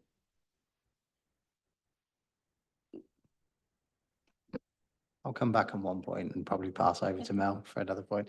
I think around the the comment that you made about what we do when things aren't going so well. So there will be an escalation process that will be built within the specification of the framework. In most circumstances, we'd aim that when things weren't going so well, we'd put an improvement plan in place, and we would work with that organisation to get them to the standard that we expect them to, in very much a supportive way where we can do that. But we do recognise there are occasions when that's not possible to do that. Within the contract, we would have, serious defaults and contract terminations as options. When I talk about contract terminations, it would be removal from the framework. Yes, And, and obviously then we would work with children and families to find something else if that was something that happened. Could I just come back on that point? I've seen too many local authorities where the process is not business-minded enough. So you end up with a contractual arrangement that is intended to be a contract. In a commercial world, you don't meet your contractual standards, you're gone. I think as a local authority, we need to use that kind of business-minded approach. Yes, of course, do a bit of working together to get it right, but I think that should be really short-term and not a kind of soft partnership approach that allows contractors to deliver less than what is required of them. And I think that needs to be built in. And I'm really quite yucky about that kind of stuff, but you know, it really is important. I've seen too many authorities where it's too drawn out. We need to be firmer there. Sorry, Madam Chair, I know Fiona wanted to speak and just because my question, I did actually have my question beforehand. Yes, it's actually relatable to Councillor Fazana. Would you mind if I just? Okay, yes, it's related to Councillor Fazana's question. It's great because we obviously are thinking alike with regards to actually what is the exit pathway should these contracts not actually be achievable. On that question, my first point is what is our inspection readiness when these contracts are put in place?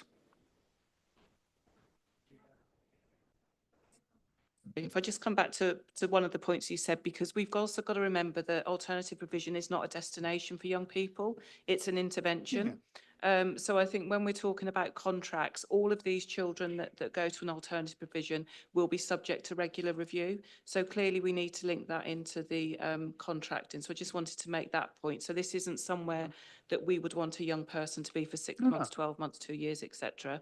And then the other point, which I think is important to note, is this is the local authority framework. Schools also commission directly. So it might be that schools will be placing young people in alternative provision that may not necessarily be on our framework. But for us, I think in terms of working with schools, they will see a framework, they will know that we've got solid quality assurance safeguarding around it, and we would hope that that would discourage using some of those providers that may not be quality. I mean, I fully understand your point, Melanie.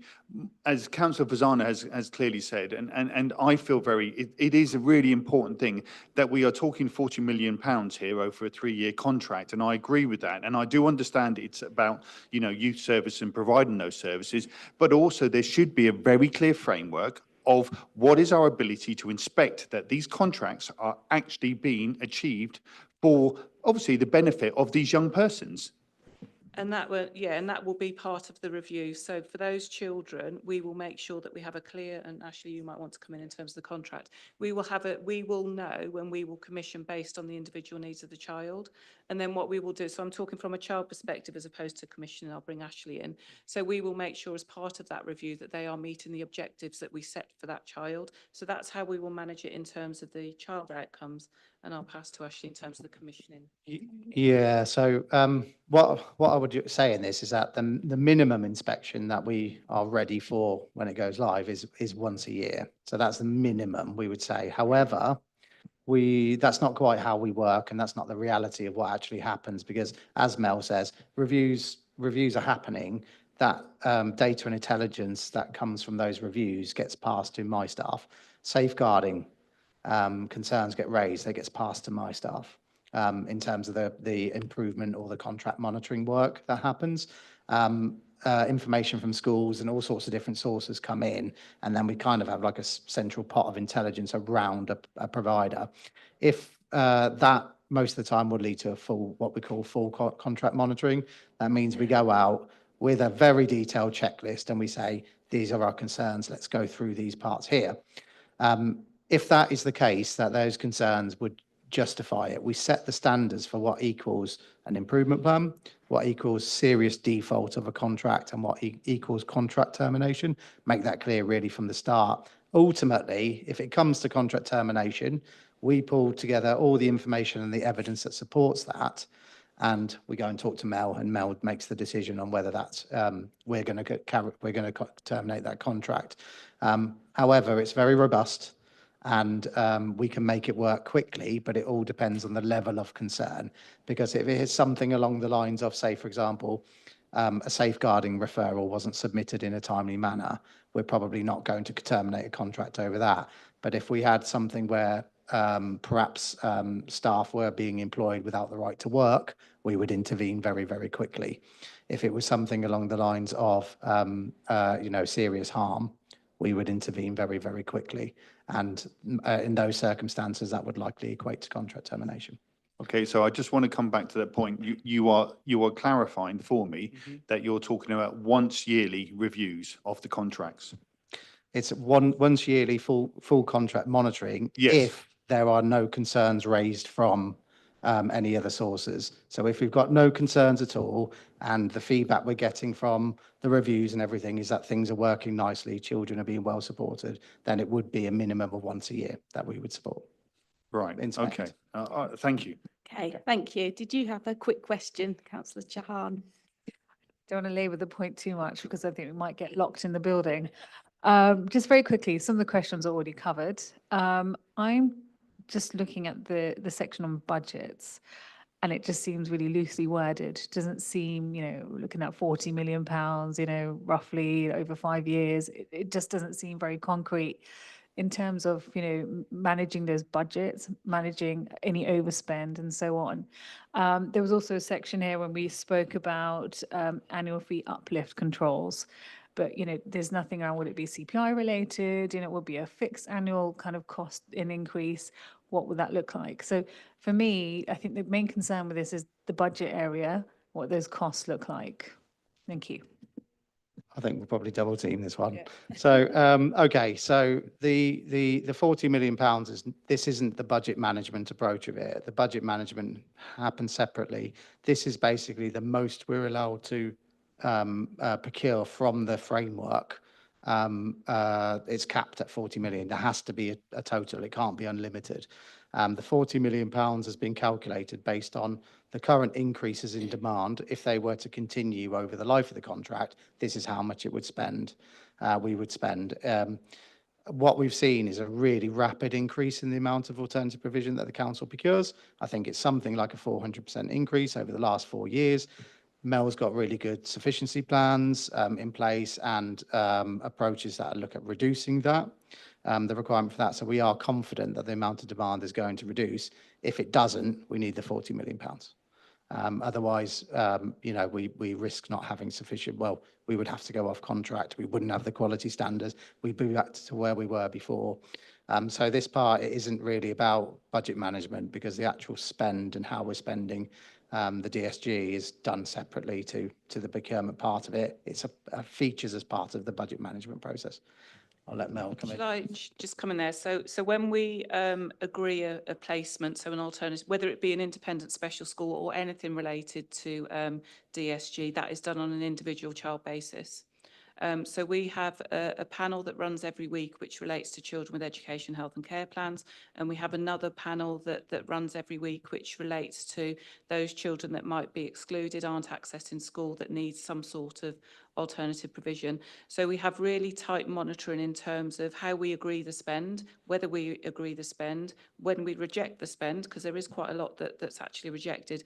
And then I monitor that on a monthly basis. And that links into what Ashley spoke about in terms of our sufficiency planning, and also related to our DSG management plan.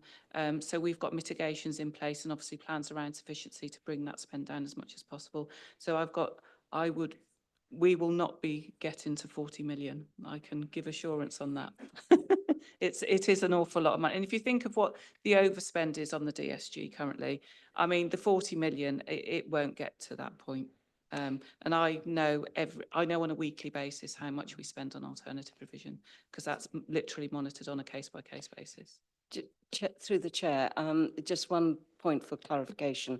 You mentioned an annual review. That's the structured review of the contractual arrangements, but you'll have systems built in for information gathering and monitoring of how well children are progressing, whether they're achieving the targets that might have been set for them, their level of engagement, whether they've attended or not, and so on and so forth. You'll have all of that in place as well. Yeah, through you, Chair. So yes, absolutely attendance, because one of the gaps that we do have currently, which again is why we need this framework, is we know that we are paying providers and children are not attending.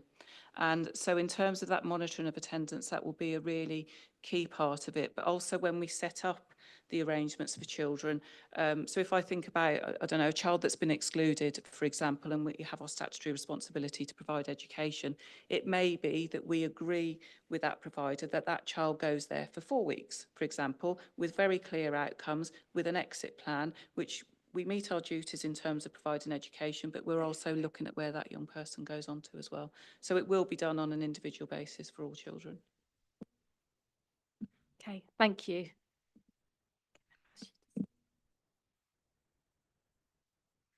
So I think, I mean, during the course of the discussion, different committee members raised different points about things that they would like to see included in the framework, risks that they saw needing to be mitigated. There was also a sense, certainly from, well, at least one committee member, that this was a very good thing, a direction that was welcome.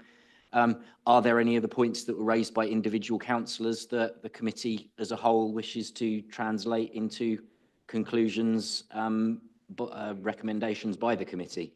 I mean, does the committee endorse the direction reflected in the proposed framework? Could I just make a comment? I would endorse it at the moment, but I certainly would like to see progress reports at least 3 monthly with regards to the contracts and how they are being actually performed compared with the feedback that you're getting from, obviously, you know, the care leavers and things like that. Because I'd be very concerned, you know, that seeing these contracts are being actually cost effective. Thank you. Yeah, well, thank you. That's a really good information, and it's a really positive step forward. I think, you know, it's something that we can monitor, maybe through questionnaires with the youngsters at the start and the finish, and audited, so that information cannot just be made up. Would be one way of gathering some quantitative information along with the qualitative information, and that we noted as a committee that we would like to have an update, but not with immediate effect, but within the space of 3 months plus. Is that fair to the committee? Okay, thank you. And so, in conjunction with that, does the committee collectively endorse the direction being taken? Because, as I say, it's always worth scrutiny saying when it thinks something is good, not just if it thinks something is going wrong. Thank you so much. And with that, we edge closer to ending the meeting, which has been a rather long meeting for us all. So well done, everybody, and thank you. So we move on to our work programme, item number 8. Over to you, James. Okay. Thank you, Chair. So this is the item that is presented to each meeting of the committee. setting out the latest version of the work programme to enable the committee to review what it's previously said it wants to do, what may be added to that, and to enable it to modify, add to, remove from the work programme as it sees fit, with a view to achieving the aim of the committee's overall resources, which are finite, being directed at the areas where it can make most difference. So the work programme, as it currently stands, is set out pages 73 to 76. To highlight a couple of specific points, so members will see that quite a few items are listed as potential topic areas for the meeting on 16th of March. So those are the ones that run over the end of page 73 and top of page 74. The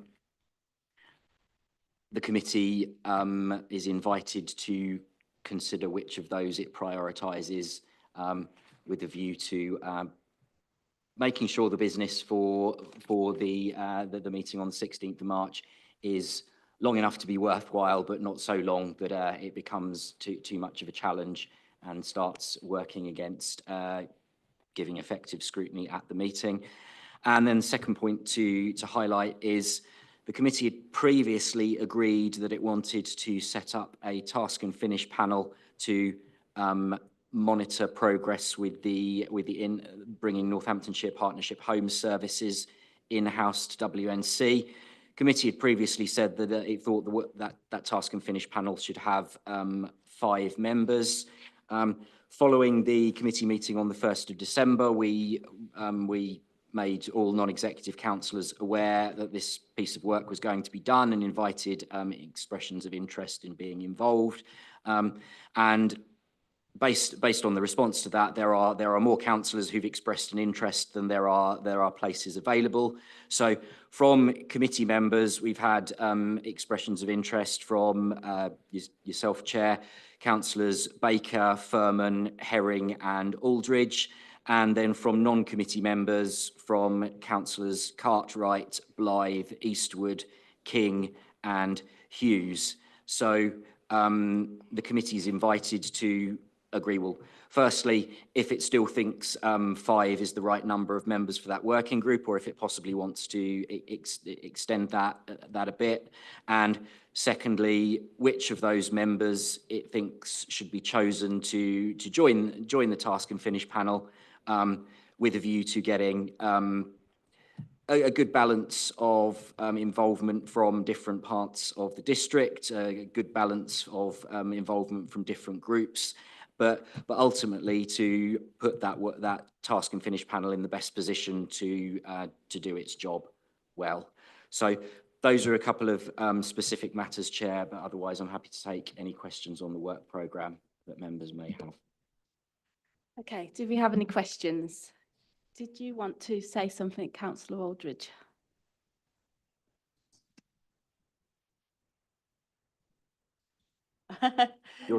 Oh, no.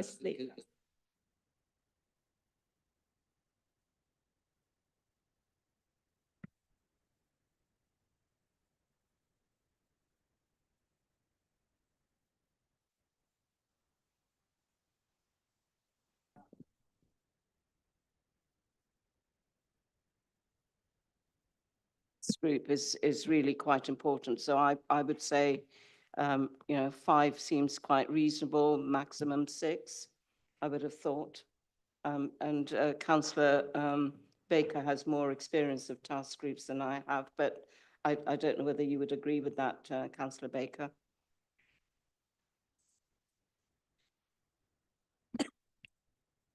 Task and finish group should be short, sharp and get to the point, I think, and actually address what the need is, come up with a plan and move forward rather than it be a long drawn out business. So I think a smaller group is better, which was why we decided 5, but probably because we've got 4, did you say, members of the committee? So maybe 6 would be a good idea to choose. We have 5 members of the committee currently. Yeah. Chair, 5 to 7 is the usual rule of thumb for a task and finish panel. So 7 wouldn't be excessive. You wouldn't be putting forward anything completely open to challenge. And then to highlight with this one as well, it is task and finish in the sense it's not intended to be permanent, but it is quite a long life. So the aim was that it should run to April 27, which is when the in-housing process is due to be completed. So it wouldn't be a case of doing, being given several months to do a piece of evidence-based scrutiny work. It's more of a monitoring group than that in this case. Councillor Owens. Yeah, since we have 5 members already from the committee already on there, I mean, I have to be honest, I would consider that 7 would be appropriate number. 2 non-members of the committee is probably more appropriate. Certainly, I don't think 6 would be good. We don't want equal numbers. An odd number may be more acceptable than equal numbers, if we're in agreement with that. I take your point, Councillor Owens. I feel that this is a vast ongoing amount of work. It's, as we've all said before, potentially the biggest project and issue that the council has in our 4 years of being elected. So I propose that we do have 7 members, in the fairness as well of giving 2 extra members a chance, because we have had such a great interest in this. And also what I would like to do is I would like to look at the areas of the extra councillors that want to come on board, and again in the fairness of covering all the areas of Northamptonshire, I'm proposing that we put forward a councillor from the Headlands area, and that would include central Northampton. That is an area that we haven't largely got covered. We have got that covered a little bit, Councillor Aldridge, by you, but not fully into the Headlands. And the councillor I would put forward would be Adrian Cartwright, and the other councillor, just again looking at the areas and the expanse of what we're covering here, I would want to propose that we put forward Councillor Deborah King for the Campion area, which was formerly the Daventry ward, which is underrepresented at the moment. And if I may, Chair, I'd like to second that. Okay, are we happy with those proposals as a committee? Yes. Okay. Yeah. Thank you. Do you want to say something, Councillor Furman? Okay. So sorry. Councillor Chauhan. My comment's not on the committee formation. My comment's just on the school place planning that's on the works programme. Obviously, we've got a lot of building happening with new houses and so on. And one of the concerns that keeps on coming up is secondary school places. So obviously, we have loads of primary schools and they keep getting put into the plans. But I'm not seeing the through schools as much. So I think that's something that we should be discussing at this point in terms of bringing that forward, because actually with a local plan coming and looking at that housing need and where those houses are going, can we look at that? So that's the first one. And the other thing I'd like to see is the latest position on waiting times for CAMs. I'd like to understand how that's being mitigated and managed, because I think the last meeting we had, they said it was 52 weeks, which is extreme, especially for a child that's in absolute need. So that's another area that I think we should be prioritising on. Thank you. Yes, definitely. And with the secondary schools, that does link into the local plans. And we do know that, I'm sure we all know that all secondary schools, or most secondary schools in our ward, are bulging at the seams, cannot take more children. And there is the consideration that if children have to travel more than 3 miles, then WNC will have to be giving out free bus passes and whatnot, so the extra cost. So I would agree, and I would ask the committee what are your thoughts, and if you would agree with Councillor Chauhan in that we should prioritise school placement, particularly secondary school, and mental health, as we've discussed tonight with CAMS. Yes. Could sorry. I also, yeah, I second it, yes, I agree with it. Thanks. Could I also add Thank the you. issue of early years? Because I know that in DSG, there was an underspend of early years last year, and really important because, you know, the early years sort of expectations and the direction of travel at the national level. I think it would be really good at some stage to really have a look at that and look at issues around capacity, take up, hard to reach groups, etc.